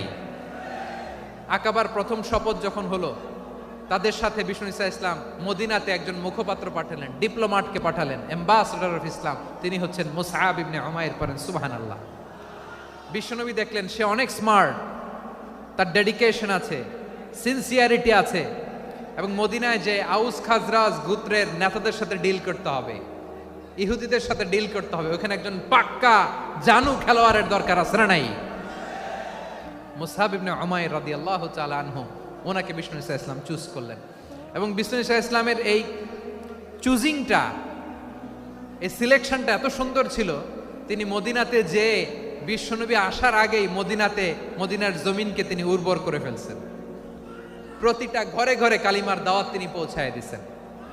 জুমার বিধান নাজিল হয়েছে, কিন্তু মক্কায় পরিবেশ নাই জুমা পালনের। বিষ্ণু ঈসা ইসলাম একজনকে দিয়ে খবর পাঠালেন, যাও মদিনায় মুসাবকে যে বলো, মুসাব তো আমার শিক্ষক, আমার স্পোকম্যান, মদিনাতে যেন তারা জুমা কায়েম করে। বিশ্বনবীর আগেই মুসআব মদিনার মুসলিমদেরকে নিয়ে মদিনায় প্রথম জুমা কায়েম করে ফেলছে। কোন সুবহানাল্লাহ।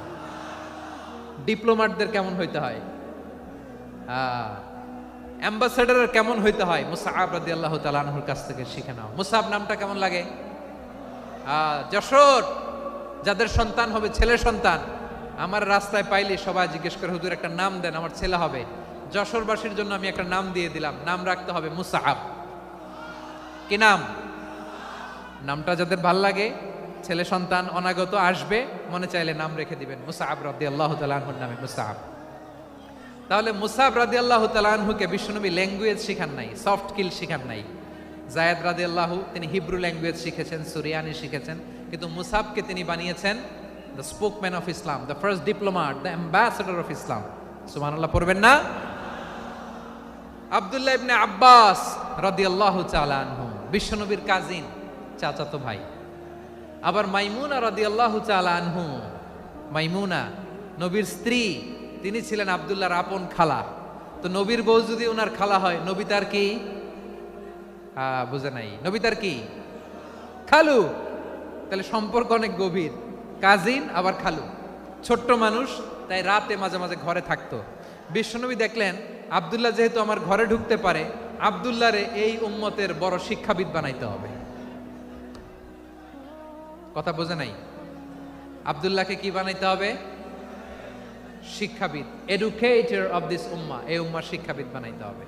তাই আব্দুল্লাহ ইবনে আব্বাসকে বিশ্বনবী হাতে কলমে শিক্ষা দিয়েছেন। আব্দুল্লাহ ইবনে আব্বাস রাদিয়াল্লাহু তাআলা আনহু, মনোযোগ দিয়ে কয়েকটা মিনিট শুনুন, আমি এখনই শেষ করে দিচ্ছি, এরপর আওয়াজ করবে। এই যে এগুলো কি আমি বুঝলাম না। আমি বললাম না সব করা যাবে, বসে যাও, শুয়ে যাও, চলে যাও, আওয়াজ করা যাবে না। অন্যকে বসো এটাও বলার দরকার নেই, জাস্ট এদিকে তাকাও। আল্লাহ। আব্দুল্লাহ ইবনে আব্বাস রাদিয়াল্লাহু তাআলা আনহু, ওনাকে বিশ্বনবী হাতে কলমে শিক্ষা দিয়েছেন, যেহেতু উম্মতের শিক্ষাবিদ হবেন, এডুকেটর হবেন। তো বিশ্বনবী রাতে যখন তাহাজ্জুদ পড়তেন, ছোট্ট আব্দুল্লাহ ঘরে থাকতো। বুঝতে পেরেছেন?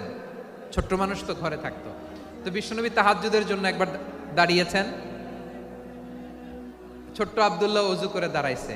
আচ্ছা বলেন তো, ইমাম আর মুসল্লি মোট যদি দুইজন হয়, একজন ইমাম একজন মুসল্লি, তো মুসল্লি ইমামের কোন দিকে দাঁড়াবে?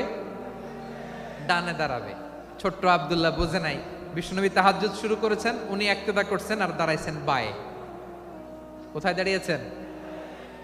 আব্দুল্লাহ বলেন, যখন আমি বায়ে দাঁড়ালাম, আখাযা রাসূলুল্লাহ সাল্লাল্লাহু আলাইহি ওয়াসাল্লাম উযুনি আল ইউমনা ইয়াফতিলুহা, বিশ্বনবী নামাজরত অবস্থায় আমার কান ধরে টেনে আমার ডান দিকে এনে দাঁড় করায় দিলেন। পড়েন সুবহানাল্লাহ।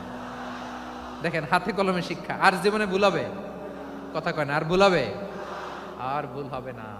এভাবে বিশ্বনবীর অনেক সঙ্গ পেয়েছেন, সফর করেছেন, একই বাহনে বসেছেন, এক বাহনে বসে লম্বা নাসিহত করেছেন, বলেছেন, ইয়া গোলাম ইহফাজিল্লাহ ইয়াহফাজকা, ইহফাজিল্লাহ তাজিদহু তুজাহাক, ইযা সাআলতা ফাসআলিল্লাহ ওয়া ইযা ইসতাআনতা ফাসতাইন বিল্লাহ।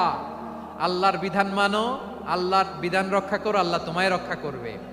আব্দুল্লাহ, চাইতে হলে আল্লাহর কাছে চাও, সাহায্য চাইতে হলে আল্লাহর কাছে সাহায্য চাও। মনে রাখো, গোটা বিশ্বের সবাই যদি তোমার সাহায্য করতে চায়, ততটুকুই করতে পারবে যতটুকু আল্লাহ তোমার নসিবে রেখেছে। গোটা বিশ্ব যদি তোমার বিরুদ্ধে ষড়যন্ত্রে দাঁড়িয়ে যায়, ক্ষতি ততটুকু করতে পারবে যতটুকু তোমার জন্য বরাদ্দ আছে, এর বাইরে কিছু করতে পারবে না। আওয়াজ করে বলেন ঠিক কিনা? এভাবে হাতে কলমে শিখিয়েছেন, বিশ্বনবীর সঙ্গ পেয়েছেন। ওনাকে বিষ্ণু ইসলাম শিক্ষাবিদ, এডুকেটর অফ দিস উম্মাহ হিসেবে সিলেক্ট করেছেন, হাতে কলমে শিখিয়েছেন। বিশ্বনবী একবার প্রকৃতির ডাকে সাড়া দিয়ে এসেছেন, এখন কি করতে হবে? নামাজের জন্য অজু করতে হবে। বিশ্বনবী এসেই দেখেন অজুর বদনায় পানি ভরা, খুশি হয়ে গেলেন, বললেন, কে রেখেছে পানি? একজন বলল, আব্দুল্লাহ রেখেছে। বিশ্বনবী অত্যন্ত খুশি হলেন, খুশি হয়ে একটা দোয়া করলেন, বললেন, আল্লাহুম্মা ফাক্কিহু ফিদ্দীন ওয়া আল্লিমহু তা'ওয়ীল, আল্লাহ তুমি আব্দুল্লাহকে দ্বীনের বুঝ দিও আর কোরআনের তাফসির শিক্ষা দিও। বিশ্বনবীর এই দোয়া এমন লাগছে, উনি রাইসুল মুফাসসিরিন, এই পৃথিবীতে যত মুফাসসির ছিল, যত মুফাসসির আসবে, সকল মুফাসসিরের সম্রাট হিসেবে স্বীকৃত হয়েছেন আব্দুল্লাহ ইবনে আব্বাস। বিশ্বনবী ওনারে আজান শিখান নাই, বিশ্বনবী ওনারে ল্যাঙ্গুয়েজ শিখান নাই, বিশ্বনবী ওনারে অ্যাম্বাসাডর বানান নাই, হাতে কলমে শিক্ষা দিয়েছেন। ছোট্ট মানুষ, বিশ্বনবী ইন্তেকাল করলেন, আবু বকরের সময় গেল, ওমরে ফারুকের খেলাফত, তখনও তিনি তরুণ। ওমরে ফারুক রাদিয়াল্লাহু তাআলা আনহু ওনার ক্যাবিনেট মিনিস্ট্রির বৈঠকে এই আব্দুল্লাহ ইবনে আব্বাসকে পাশ দিয়ে বসায় রাখতেন। বয়স্ক সাহাবারা এটা পছন্দ করতো না, তারা বলতো, ঘটনা কি? আব্দুল্লাহর মতো ছেলে নাতি আমাদের আছে, এরা কেন রাখে ওমরে ফারুক? ওমরে ফারুক এটা টের পেলেন, তিনি বুঝতে পারলেন যে ক্যাবিনেট মেম্বাররা এটা পছন্দ করে না, ছোট্ট আব্দুল্লাহরা কেন রাখি, কেন যে রাখি, এটা একদিন বুঝাবো। একদিন মিটিংয়ে তিনি সবাইকে বললেন, ইদা জাআ নাসরুল্লাহি ওয়াল ফাতহ। এই আয়াত দ্বারা উদ্দেশ্য কি বলেন তো মুরব্বী সাহাবীরা? এক সাহাবী বলেন, এই সূরা দ্বারা উদ্দেশ্য, আল্লাহ বলেছেন আমাদেরকে বিভিন্ন ল্যান্ড, বিভিন্ন এলাকা বিজয় করতে হবে। ওমরে ফারুক বললেন, না, হয়নি। আরেকজন বললেন, বিজয় হওয়ার পর আমাদের বেশি বেশি আল্লাহর বরত্বের ঘোষণা দিতে হবে, এটা উদ্দেশ্য। ওমরে ফারুক বললেন, না, হয় নাই। যারে জিজ্ঞেস করেন কেউ পারে না। সব শেষে বিশ্বনবী ছোট্ট আব্দুল্লাহরে বলেন, আব্দুল্লাহ, ইদা জাআ নাসরুল্লাহি ওয়াল ফাতহ, এর দ্বারা উদ্দেশ্য কি বলো তো? ছোট্ট আব্দুল্লাহ বলেন, হুয়া আজালু রাসূলিল্লাহ। এই আয়াত দ্বারা বিশ্বনবীর বিদায়কে উদ্দেশ্য নেওয়া হয়েছে। ওমরে ফারুক বললেন, হাযা হুয়া, এটাই তো সঠিক উত্তর, এটাই সঠিক তাফসীর এই আয়াতের। কারণ ইদা জাআ নাসরুল্লাহি ওয়াল ফাতহ, যখন আল্লাহর সাহায্য আর বিজয় আসবে, ওয়া রাআইতান নাসা ইয়াদখুলুনা ফি দীনিল্লাহি আফওয়াজা, আপনি দেখবেন দলে দলে, ঢলে ঢলে, বানের পানির মতো মানুষ ইসলামের দিকে ঢুকতেছে, ইসলামের বিজয় হয়েছে। তো ইসলামের বিজয়ের মিশন নিয়ে নবী আসছে, বিজয়ী যখন হয়ে গেছে, এখন তো নবীর বিদায় হবে। জোরে বলেন ঠিক কিনা? কোন সাহাবী এই সূক্ষ্ম কথাটা ধরতে পারে নাই, ওই আব্দুল্লাহ ছাড়া। আব্দুল্লাহ যখন উত্তর দিছে, সব সাহাবীদের টনক নড়েছে। এরপর থেকে কোনো ক্যাবিনেট মিটিং এ আর কোনো সাহাবারা কোনো প্রশ্ন করে নাই। আওয়াজ করে পড়েন সুবহানাল্লাহ। বিশ্বনবী আব্দুল্লাহ ইবনে আব্বাসকে দ্য এডুকেটর অফ দ্য উম্মাহ, উম্মার শিক্ষাবিদ হিসেবে গ্রহণ করেছেন। আওয়াজ করে পড়তে হবে আল্লাহু আকবার। সাহাবীদের নামগুলো মনে থাকবে? এক নম্বরে আবু মাহজুরা, মুয়াজ্জিন বানাইছেন। যায়েদ ইবনে সাবিত, দোভাষী, ট্রান্সলেটর অফ প্রফেট, এবং তিনি ছিলেন বিশ্বনবীর ব্যক্তিগত সচিব। মুসআব ইবনে উমাইর, the first ambassador and diplomat of Islam. আব্দুল্লাহ ইবনে আব্বাস, এই উম্মার সবচেয়ে বড় এডুকেটর, শিক্ষাবিদ। আরেকজন ছিল আব্দুল্লাহ ইবনে মাসউদ রাদিয়াল্লাহু তাআলা। দুই আব্দুল্লাহ, আব্বাস গেল, আরেকজন হচ্ছে মাসউদ। মক্কার তরুণ, ছাগল পালতো মুশরিকের বিশ্বনবী আর আবু বকর রাদিয়াল্লাহু তাআলা আনহু একবার গেলেন, যে দেখে এই তরুণ দাঁড়ায় আছে। বিশ্বনবী বলেন, আমি খুব ক্ষুধার্ত, তোমার কাছে কি দুধ আছে ছাগলের? আব্দুল্লাহ আছে, ওয়ালাকিন আনা মুতামান, কিন্তু যে দুধ আছে এটা আমানতের, আমি দিতে পারবো না। বিশ্বনবী এইটা শুনেই তারা টার্গেট করে ফেলছে। আনা মুতামান, দুধ আছে কিন্তু এটা আমার মালিকের, আমি তো দরদ দেখায় আমার মালিকের দুধ আপনি পথিক, আপনারে দিতে পারি না। বিশ্বনবী টার্গেট করে ফেলছেন, এরে আমার কাজে লাগাইতে হবে। বিশ্বনবী বললেন, আচ্ছা ঠিক আছে, দুধ দিও না, কিন্তু এমন ছাগি আছে কিনা যেই ছাগির সাথে কোনো ছাগলের মিলন হয় নাই, তার ওলানে দুধও আসে নাই, বাচ্চাও নাই, এরকম ছাগির থেকে যদি আমি দুধ খাই তাহলে তো সমস্যা নাই। বলতেছে, এরকম ছাগির থেকে দুধ খাইলে সমস্যা নাই, কারণ এরকম ছাগির ওলান থেকে দুধ আসবেও না। বলতেছে, ঠিক আছে, এরকম একটা ছাগি নিয়ে আসা হলো। বিশ্বনবী বিসমিল্লাহ বলে ওই ছাগির ওলানে হাত দিলেন। হাত দিতে দেরি, পুরো ওলানটা দুধে ভরে যেতে দেরি হয় না। বিশ্বনবী আর আবু বকর রাদিয়াল্লাহু তাআলা আনহু দহন করে পেট ভরে খেলেন। এই দৃশ্য আব্দুল্লাহ ইবনে মাসউদের হৃদয়ে দাগ কাটলো। এই মুজিজা দেখে তিনি বললেন, আশহাদু আল্লা ইলাহা ইল্লাল্লাহ ওয়া আশহাদু আন্না মুহাম্মাদুর রাসূলুল্লাহ। তিনি ষষ্ঠ মুসলিম ছিলেন, 6 নম্বর মুসলমান। ওনাকে টার্গেট করে বিশ্বনবী দেখলেন এমন ইন্টেলেকচুয়াল ব্রেন, উনি সূক্ষ্ম সূক্ষ্ম জিনিস বুঝে বেশি, ফিকহি জ্ঞান ওনার মধ্যে বেশি। বিশ্বনবী ওনাকে কোরআনের জ্ঞান শিক্ষা দিতে লাগলেন। উনি বিশ্বনবী সবার কাছে কোরআন শোনায়, কিন্তু বিশ্বনবী নিজে আব্দুল্লাহ ইবনে মাসউদের কাছ থেকে কোরআন শুনতো। বিশ্বনবী একবার বললেন, ইকরা আলাইয়া ইয়া মাসউদ। ইবনে মাসউদ, একবার শোনাও তো কোরআন দেখি। আব্দুল্লাহ ইবনে মাসউদ বলে, আকরাউ আলাইকা ওয়া আলাইকা উনজিল। নবী, আপনার উপর কোরআন নাজিল হয় আর আমি আপনার সামনে কোরআন পড়ব। বিশ্বনবী বললেন, ইন্নী উহিব্বু আন আসমাআহু মিন গায়রি। আমি নিজে পড়তে যেমনি ভালোবাসি, অন্যে পড়ুক আমি শুনবো, এটাও আমি ভালোবাসি। সূরা নিসা তিনি তেলাওয়াত করে শুনিয়েছেন। এমন সূক্ষ্ম সূক্ষ্ম বিষয় বিশ্বনবী উনাকে ধরিয়ে দিয়েছেন। উনি হয়ে গিয়েছেন আব্দুল্লাহ ইবনে আব্বাস, হয়েছেন রাইসুল মুফাসসিরিন, উনি হয়ে গিয়েছেন ফাকিহুল উম্মাহ। ওনার চাইতে বড় ফকি এই পৃথিবী আর দেখবে না। চিল্লায় বলেন সুবহানাল্লাহ। উনি বলতেন, ওয়াল্লাহি ওয়াল্লাহি ইল্লাযী লা ইলাহা গায়রু মা উনজিলাত সূরাতুন ইল্লা ওয়া আনা আ'লামু আইনা উনজিলাত ওয়া ফীমা উনজিলাত। বিশ্বনবী এমন ভাবে কোরআনের দার্স আমাকে দিয়েছেন, কোরআনে যত সূরা নাজিল হয়েছে, যেখানে নাজিল হোক না কেন আমি জানি এটা কোথায় নাজিল হয়েছে এবং কোন প্রেক্ষাপটে নাজিল হয়েছে।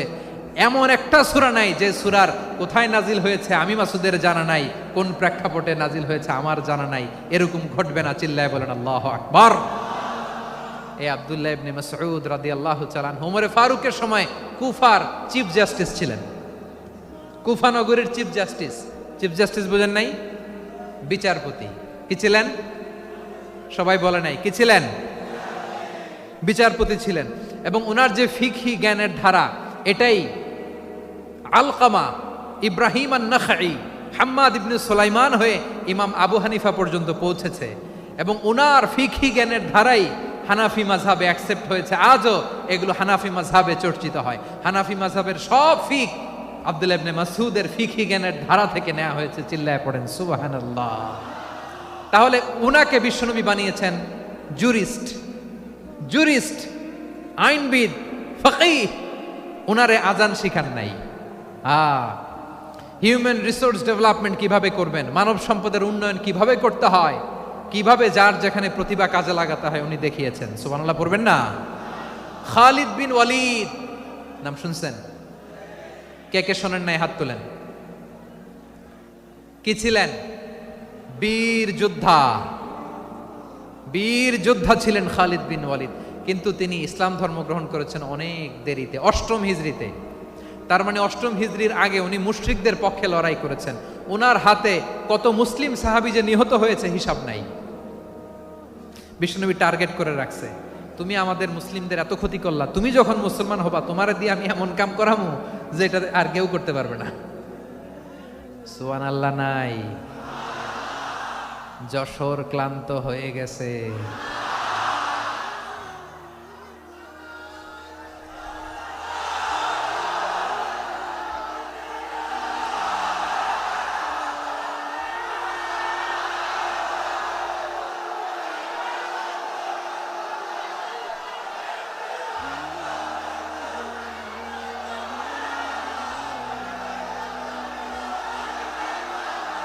মাশাআল্লাহ, বসুন বসুন বসুন। খালিদ বিন ওয়ালিদ রাদিয়াল্লাহু তাআলা আনহু 8ম হিজরিতে মুসলিম হয়েছেন, মক্কা বিজয়ের আগে। তো মক্কা বিজয়ের আগে যখন মুসলিম হয়েছেন, এর আগে কি করছেন? কাফিরদের সাথে যুদ্ধ করেছেন। উনি উহুদের যুদ্ধে মুসলমানদের যে পরাজয় ভাব, কঠিন পরিস্থিতির মুখোমুখি উনার কারণে পেছন থেকে এমন আতর্কিত আক্রমণ করেছেন, মুসলমানদেরকে কচুকাটা করেছেন। 8ম হিজরিতে আল্লাহ তাআলা হেদায়েতের নূর দিয়ে ওনার হৃদয়টাকে উজালা করে দিলেন। লা ইলাহা, এটা এমন বাণী যার হৃদয়ে একবার টাচ খাবে, এইটা থেকে সে আর পালিয়ে বেড়াতে পারে। ঝিনুকের ভেতর লুকিয়ে থাকে যেমন মতি, ঝিনুকের ভেতর লুকিয়ে থাকে যেমন মতি, কলমা শাহাদাতে আছে আল্লাহর জ্যোতি, কলমা শাহাদাতে আছে আল্লাহর জ্যোতি। ঠিক কিনা বলেন? মক্কা বিজয়ের আগে মুসলিম হলেন, হওয়ার পরেই বিশ্বনবীর টার্গেট ফুলফিল হলো। ওই যে টার্গেট করে রেখেছেন আর দোয়া করেছেন, খালিদ বিন ওয়ালিদ যদি মুসলিম হয় তাকে আমি মিলিটারি চিফ বানাবো। ওনাকে আজান শিখান নাই, ওনারে কান ধইরা নামাজের এই মাথা থেকে ওই মাথা আনান নাই, ফিকহি কোরআনের সূক্ষ্ম তাফসীর ওনারে শিখান নাই, অ্যাম্বাসেডর বানান নাই। বিষ্ণু ইসলাম উনাকে সামরিক অভিযানে প্রেরণ করেছেন। সামরিক অভিযানে তিনি প্রেরণ করেছেন। উনার জীবদ্দশায় উনার নেতৃত্বে যতগুলো যুদ্ধ হয়েছে, একটা যুদ্ধেও তিনি পরাজয় বরণ করেন নাই। ওমরে ফারুকের সময়কালে তিনি চিফ অফ মুসলিম মিলিটারি, মানে মুসলিম সেনাপতি হয়েছেন। যশোর, আওয়াজ করো, ঠিক কিনা বলো? সেনাপতি, মুসলিম সেনাপতি। তাহলে কিভাবে হিউম্যান রিসোর্স ব্যবহার করতে হয় গোটা বিশ্ব আমার নবীর কাছ থেকে শিখে নাও। খালিদ বিন ওয়ালিদ, ওনাকে বিশ্বনবী একটা উপাধি দিয়েছেন। উপাধিটা হচ্ছে সাইফুল্লাহিল মাসলুল, আল্লাহর নাঙ্গা তরবারি, আল্লাহর খোলা তরবারি, দ্য ওপেন সোর্ড অফ আল্লাহ। খালিদ বিন ওয়ালিদ মুসলিম সেনাপতি। হাসান বিন সাবেত, নাম শুনছেন? দেখি উনি কি ছিল বলেন। রাসূলের সভা কবি, কালচারাল হিজিমনিকে ডিফিট করার জন্য। উনি ভালো অস্ত্র চালানো জানতেন না, ওই কাজে উনি যেতেন না। ওনার ছিল কাব্য প্রতিভা। কাব্য প্রতিভা, কাফিররা কবিতা দিয়ে নবীকে গালি দিত। বিশ্বনবী বলতেন, ইয়া হাসান আজিব আন রাসূলিল্লাহ, তুমি নবীর হয়ে কাফেরদের এই কথাগুলোর জবাব দাও। বিশ্বনবীর একটা মিম্বার ছিল। বিশ্বনবীর মিম্বারের পাশাপাশি মসজিদে নববীতে এই হাসান বিন সাবেতের জন্য বিশ্বনবী একটা স্পেশাল মিম্বার বানিয়ে দিয়েছেন। এখান থেকে তুমি জবাব দাও। এবং বিশ্বনবী বলেছেন, আল্লাহুম্মা আইয়িদহু বিরূহিল কুদুস, আল্লাহ হাসান আমার পক্ষে জবাব দেয়, তুমি জিব্রাইল মারফত তাকে সাহায্য পাঠাইয়া দিও। রাসূল সাল্লাল্লাহু আলাইহি ইসলামের সভা কবি, the poet of the prophet, নবীর কবি। উনি কবিতা দিয়ে, এমন উচ্চাঙ্গের ভাষায় কবিতা দিয়ে তিনি জবাব দিতেন, কাফিরদের গা শিহরে যেত, তাদের হৃদয়ে আগুন ধরে যেত। তাহলে এরকম কবিরও দরকার আছে না নাই? এখন যাকে আল্লাহ দিছে কাব্য প্রতিভা, এরা যদি আপনি যুদ্ধের ময়দানে পাঠান হবে? যারে দিছে সুরেলা গলা, এরা যদি অ্যাম্বাসেডর বানান হবে না। হাসান বিন সাবেত ছিলেন বিষ্ণু ইসলামের কবি। হুযায়ফা ইবনুল ইয়ামান বিশ্বনবীর গোয়েন্দা বিভাগের প্রধান। কিসের প্রধান? হুযায়ফা ইবনুল ইয়ামান। ওনার ছিল ডিটেকটিভ মাইন্ড, ডিটেকটিভ মাইন্ড, গোয়েন্দা বিভাগের প্রধান। এবং উনি হচ্ছেন সাহিবু সিররি রাসূলিল্লাহ, রাসূল সাল্লাল্লাহু আলাইহি ওয়াসাল্লামের গোপন তথ্যের ধারক বাহক। নবীর যেই কথা কেউ জানে না, সব হুযায়ফার পেটের ভিতরে ছিল। সুবহানাল্লাহ পড়েন। মদিনার যত ইহুদিদের একটা লিস্ট ছিল, এই লিস্ট শুধু দুইজন জানতো, বিশ্বনবী আর হুযায়ফা। সুবহানাল্লাহ পড়বেন না?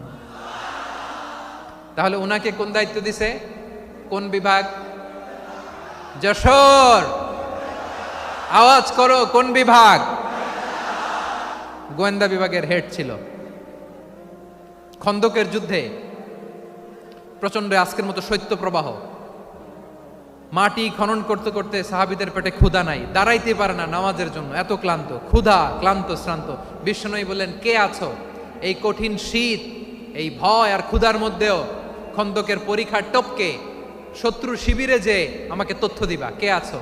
কারো গায়ে শক্তিই নাই যে দাঁড়াবে, কেউ দাঁড়ায় না। বিশ্বনবী তখন নিজে হুযায়ফাকে ডাক দিলেন, হুযায়ফা, যে আমাকে আজকে শত্রু শিবিরের তথ্য এনে দিবে, সে জান্নাতে আমার মোরাফাকা, আমার সঙ্গী হবে। হুযায়ফা রাদিয়াল্লাহু ইবনুল ইয়ামান জীবনের ঝুঁকি নিয়ে এই ক্ষুধা, শৈত্য প্রবাহ, কোল্ড ওয়েভসকে উপেক্ষা করে পরীক্ষা টপকে শত্রু শিবিরে যে সবার কথাগুলো চুপে চুপে শুনে বিশ্বনবীর দরবারে এসে গোয়েন্দাদের মতো তথ্য সরবরাহ করেছে। বিশ্বনবীর গোয়েন্দা বিভাগের প্রধান হুযায়ফা ইবনুল ইয়ামান ইন্টেলিজেন্স বিভাগ চালাতেন। মুনাফিকদের নাম ওনার কাছে ছিল। মুআয ইবনে জাবাল মদিনা রাষ্ট্রের সবচেয়ে সিনিয়র আমলা ছিলেন। আমলাতন্ত্র চিনেন তো? প্রশাসনিক কাজ যারা চালায়, অ্যাডমিনিস্ট্রেশন বোঝেন না? The department of administration. মদিনার রাষ্ট্রের সিনিয়র আমলা মুআয ইবনে জাবাল মুতাখাসসিসুন ফিল হালাল ওয়াল হারাম, হালাল হারামের স্পেশালিস্ট ছিলেন। বিশ্বনবী উনাকে ইয়ামানের গভর্নর করে পাঠাইছেন। বলেছেন, ইন্নাকা তা'তি কওমান আহলা কিতাব, এমন গোষ্ঠীর কাছে যাবা এরা ইহুদি নাসারা, আগে শাহাদা পড়লে এরপরে নামাজের দাওয়াত দিও, নামাজ পড়লে যাকাতের দাওয়াত দিও। গভর্নরের অ্যাটিটিউড যেমন থাকে তেমন অ্যাটিটিউড ধরে রেখো। সুবহানাল্লাহ পড়েন। তাহলে মুআয ইবনে জাবালকে দিয়ে বিশ্বনবী কবিতা লেখায় নাই, চিঠি লেখায় নাই, আজান দেওয়ায় নাই। সুবহানাল্লাহ পড়বেন না? সব শেষ সাহাবী বলি আবু হুরায়রা রাদিয়াল্লাহু তাআলা আনহু, নাম শুনছেন? বিড়ালের বাবা। কি করতেন? খালি হাদিস মুখস্থ করতেন। উনি বলতেন, আলজামু রাসূলুল্লাহ আলা মিল ইবাতনি, আমার শুধু পেটের ক্ষুধার বন্দোবস্ত হইলে আমি নবীর সঙ্গ ছাড়তাম না। আমার আনসার সাহাবারা ক্ষেত খামারের কাজ করতো, আমার মুহাজির সাহাবারা ব্যবসা করতো, আর আমি নবীর সাথে সাথে থাকতাম। শুধু সকাল বিকাল দুই বেলা যদি আমার খাবারের বন্দোবস্ত হয়, আমি আর নবীর লক ছাড়ি না। সুবহানাল্লাহ কইবেন না? 5374টা হাদিস তিনি বর্ণনা করেছেন। সবচেয়ে বেশি হাদিস বর্ণনাকারী সাহাবী। হাদিস প্রিজার্ভেশনের কাজে বিশ্বনবী ওনাকে কাজে লাগিয়েছেন। উনি একদিন বলেন, ইয়া রাসূলুল্লাহ আসমাউ মিনকা কাসীরান ফালা আহফাজু, নবী অনেক কথা শুনি আমার মনে থাকে না। বিশ্বনবী বললেন, তাই? উবসুত রিদাক, তোমার চাদরটা বিছাও। আবু হুরায়রা বিছালেন, বিশ্বনবী হাত বুলায় দিলেন, এরপরে অনেক হাদিস বর্ণনা করলেন। আবু হুরায়রা বলে, তারপর থেকে বিশ্বনবী যাই বর্ণনা করে আমি শুনি আর একটাও বলি না। এখন সুবহানাল্লাহ। বিশ্বনবী ওনাকে হাদিস প্রিজার্ভেশন, নবীর এই যে লক্ষ্য হাদিস প্রিজার্ভেশনের এই দায়িত্ব দিয়েছেন সাইয়েদনা আবু হুরায়রা রাদিয়াল্লাহু তাআলা আনহুকে।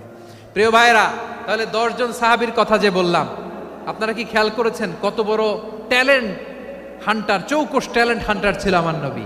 এক একজনের এক এক ট্যালেন্ট, এক এক কাজে অ্যাসাইন করেছেন, এক একজনকে এক এক দায়িত্ব দিয়েছেন, এক একজনের প্রতিভাকে এক একভাবে বিকশিত হওয়ার সুযোগ দিয়েছেন। আওয়াজ করে বলেন ঠিক কি না? এখন আমার পর্দার আড়ালে আমার মায়েরা বলবে, এতগুলো পুরুষ সাহাবীর কথা বললো, নারী সাহাবীরা কি কিছু করে নাই? হ্যাঁ, একজন নারী সাহাবীর কথা বলে মোনাজাত হবে, দোয়া ছাড়া কেউ যাব না। রুফাইদা আল আসলামিয়া রাদিয়াল্লাহু তাআলা আনহা, ওনার বাবার নাম সাআদ আল আসলামি। বিশ্বনবী কি খেয়াল করলেন দেখেন, সাআদ ছিল মদিনার বড় ডাক্তার। এই নারী সাহাবী রুফাইদা বাবার কাছ থেকে চিকিৎসা বিদ্যা শিখেছেন। যখন শিখছে, বিশ্বনবী দেখলেন আমার তো প্রতি সপ্তাহে সপ্তাহে যুদ্ধে আহত সাহাবীদের সেবা দিবে কে? বিশ্বনবী রুফাইদাকে বললেন, রুফাইদা তুমি মসজিদে নববীর পাশে একটা মেডিকেল ক্যাম্প করো। এই যে সাকিনা আদ্দিন মেডিকেলের আমার ছাত্রী বন্ধুরা শুনে রাখো, তোমাদের আইকন হচ্ছে এই রুফাইদা আল আসলামিয়া। বিশ্বনবীর ডিরেকশন অনুযায়ী তিনি মসজিদে নববীর পাশে একটা মেডিকেল ক্যাম্প করলেন এবং আহত সাহাবাদের চিকিৎসা উনি ওনার টিম নিয়ে দিতেন। বিশ্বনবীর পরামর্শে উনি আনসারি এবং মুহাজির মহিলা সাহাবীদেরকে নিয়ে একটা স্পেশাল মেডিকেল টিম গঠন করলেন। খায়বার যুদ্ধে 7ম হিজরিতে যখন বিশ্বনবী যায়, উনি ওনার টিম নিয়ে আসলেন, বললেন, ইয়া রাসূলুল্লাহ আমরা তো তলোয়ার চালাতে পারি না, আমরা তো তীর মারতে পারি না, আপনি যদি অনুমতি দেন খায়বার অভিযানে আমি আমার টিম নিয়ে মেডিকেল টিমের সেবাটা সার্ভিসটা দিতে চাই। পড়েন সুবহানাল্লাহ। বিশ্বনবী অনুমতি দিলেন, যোদ্ধা সাহাবীদের সাথে রুফাইদা আল আসলামিয়া উনিও মেডিকেল টিম নিয়ে অগ্রসর হলেন।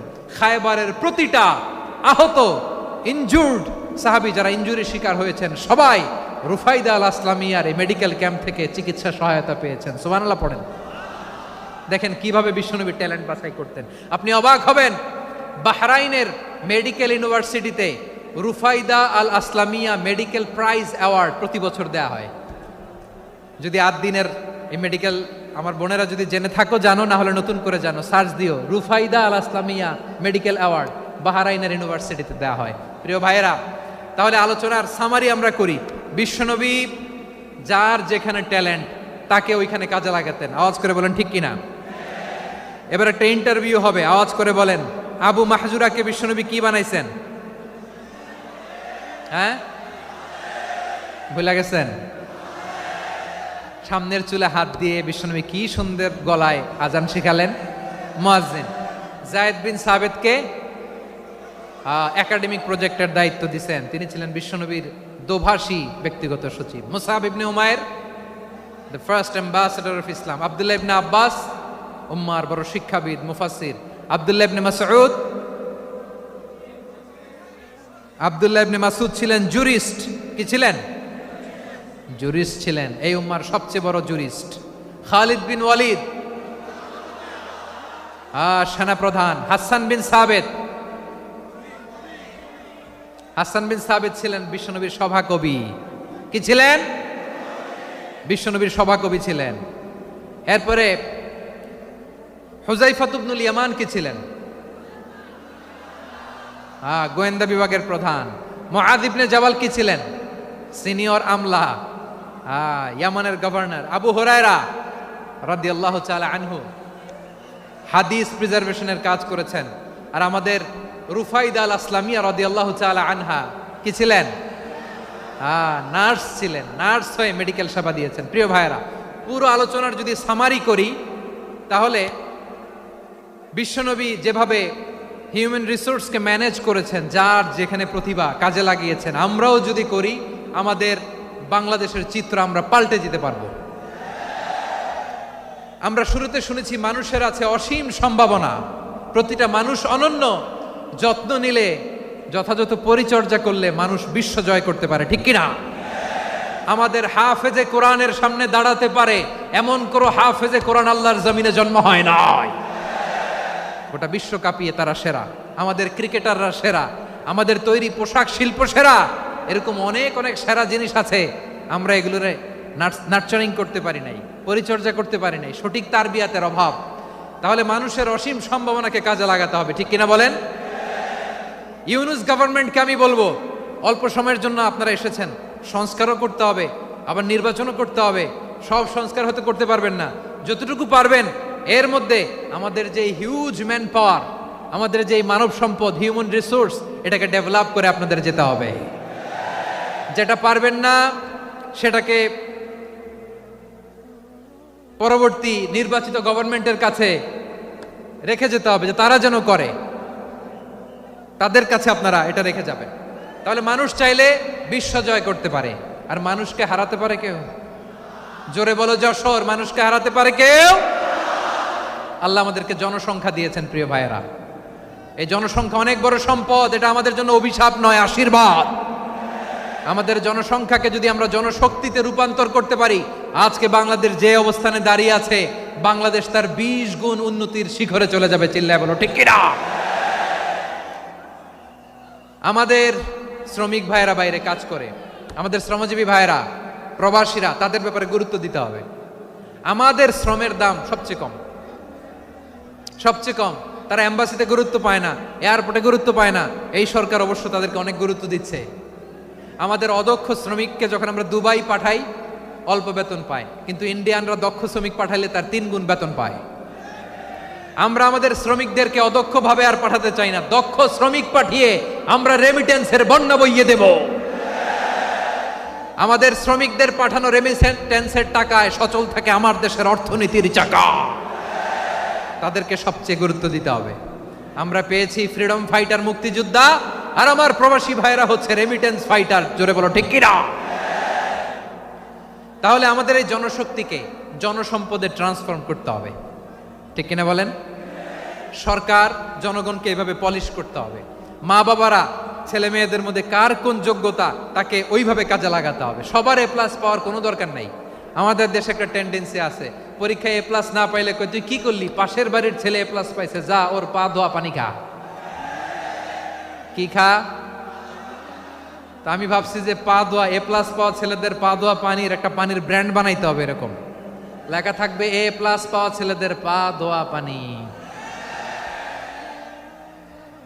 খাওয়া নাই, এগুলার খাওয়া নাই। ওরে আল্লাহ এ প্লাস পাওয়ার জন্য বানাইছে, আর আপনার ছেলেকে এই এ প্লাস গুলারে নিয়ন্ত্রণ করার জন্য আল্লাহ বানাইছে। ওকে দিয়ে আল্লাহ কি করবে আপনি জানেনই না। একটা এ প্লাস, একটা এ গ্রেড একটা মানুষের জীবনকে ঠিক করে দিতে পারে না। আপনার ছেলেকে আল্লাহ অন্যদিকে যোগ্যতা দিয়েছে। ওদের মনোবল ভাঙবেন না, খবরদার খবরদার। ছেলে মেয়েদের মনোবল ভাঙবেন না। যাকে দিয়ে যেটা হবে তাকে দিয়ে সেটা করতে হবে, তার প্রতিভাকে সেভাবে কাজে লাগাতে হবে। তাহলে বাংলাদেশ আমাদের এই জনসংখ্যা জনসম্পদে রূপান্তরিত হবে। আমাদের সরকারের তত্ত্বাবধানে আমাদের 18 কোটি জনগণ দক্ষ জনশক্তিতে রূপান্তরিত হোক। আমরা চাই কি চাই না? আমরা ভালো মানুষ, শ্রেষ্ঠ মানুষ হতে চাই কি চাই না? ওই জাপানিজদের মতো সৎ, ওই ইউরোপিয়ানদের মতো কালচার্ড। আমাদেরকে আল্লাহ তাআলা কোরআন সুন্নাহ অনেক কিছু দিয়েছেন। যেহেতু বর্তমানে আমরা দেখছি তারা সৎ, তাদের মধ্যে ভ্যালিউ আছে, সেগুলো আমাদের মধ্যে আনার দরকার আছে না নাই? আর ইসলাম দিয়ে আমাদের জীবনকে সাজাতে হবে, ইসলাম দিয়ে আমার পরিবারকে সাজাতে হবে। ইসলাম থেকে, কোরআন থেকে প্রেসক্রিপশন না নিলে জীবন সুন্দর হবে না। কোরআন থেকে প্রেসক্রিপশন না নিলে সমাজ সুন্দর হবে না। কোরআনের প্রেসক্রিপশন না মানলে রাষ্ট্র সুন্দর হবে না। কোরআনের প্রেসক্রিপশন অ্যাপ্লাই না করলে শুধু দুর্নীতি দমন কমিশন দিয়ে দুর্নীতি বন্ধ করা যাবে না। এজন্য কোরআনের আইন আমরা চাই কি চাই না? প্রিয় ভাইয়েরা, হিউম্যান রিসোর্স ডেভেলপমেন্ট, মানব সম্পদের উন্নয়ন, আমাদের সরকার যেন এদিকে নজর দেয়। আমরা যেন এই ব্যাপারে যত্নবান হয়ে উঠি। যাকে আল্লাহ যে যোগ্যতা দিয়েছে, এই যোগ্যতা দিয়ে আমরা যেন ইসলামের জন্য, দেশের জন্য কাজ করি। আমরা যেন আমাদের স্কিল ডেভেলপ করি, আমাদের পটেনশিয়ালকে ডেভেলপ করি। মোরালিটি, ভ্যালিউজ নিয়ে শায়েখ আহমদুল্লাহ আলোচনা করেছেন। এগুলো দিয়ে যেন আমরা আমাদেরকে সাজাই। আল্লাহ তাআলা আমাদের দেশকে তুমি নিরাপদ করো, আমরা পড়ি আমিন। আল্লাহ আমার 18 কোটি জনগণকে তুমি জনশক্তিতে রূপান্তরিত করো, আমিন। আল্লাহ আমরা হাতে হাত রেখে, কাঁধে কাঁধ মিলিয়ে, ভাইয়ে ভাইয়ে যেন এই দেশকে গড়তে পারি, আল্লাহ তুমি তৌফিক দান করো, আমরা পড়ি আমিন। আমার প্রিয় মহিউদ্দিন ভাই বলেছেন, হুজুর এমন একটা ঘোষণাপত্র দিয়ে যাবেন আজকের এই ঐতিহাসিক যশোরের প্রোগ্রামে, যেটা গোটা বাংলাদেশে মানুষ এটার উপর আমল করে। আমি যে কথাটা বলেছি এটাই, আসুন আমরা আমাদের জনসংখ্যাকে জনসম্পদে ট্রান্সফর্ম করি। আমাদের জনসংখ্যাকে আমরা যেন জনশক্তিতে রূপান্তরিত করি। জনসংখ্যাকে ট্রান্সফর্ম করে জনশক্তি দিয়ে আমরা যেন আগামীর বাংলাদেশ, স্বাধীন বাংলাদেশ 2.0-কে গড়ে তুলি। আল্লাহ তাআলা আমাদের সবাইকে কথাগুলো বোঝার, আমল করার তৌফিক দান করুন। এই জেনজি, ক্ষমা করে দিও আমাকে, অনেক ধমক দিছি, বকা দিছি। আল্লাহ তোমাদেরকে করুক, কবুল করুক, যশোরবাসীকে কবুল করুক, আদ দিনকে কবুল করুক, এই মেডিকেল কলেজকে কবুল করুক, ইসলামের জন্য বাদ ভাঙা এই জোয়ার এবং উচ্ছ্বাসকে আল্লাহ তাআলা কবুল করুক। হাযা মা ইনদি ওয়াল ইলমু ইনদাল্লাহ আলাইহি তাওয়াক্কালতু ওয়া ইলাইহি উনীব। সুবহানাকাল্লাহুম্মা ওয়া বিহামদিকা আশহাদু আল্লা ইলাহা ইল্লা আনতা আস্তাগফিরুকা ওয়া আতুবু ইলাইক। আল্লাহুম্মা আমিন।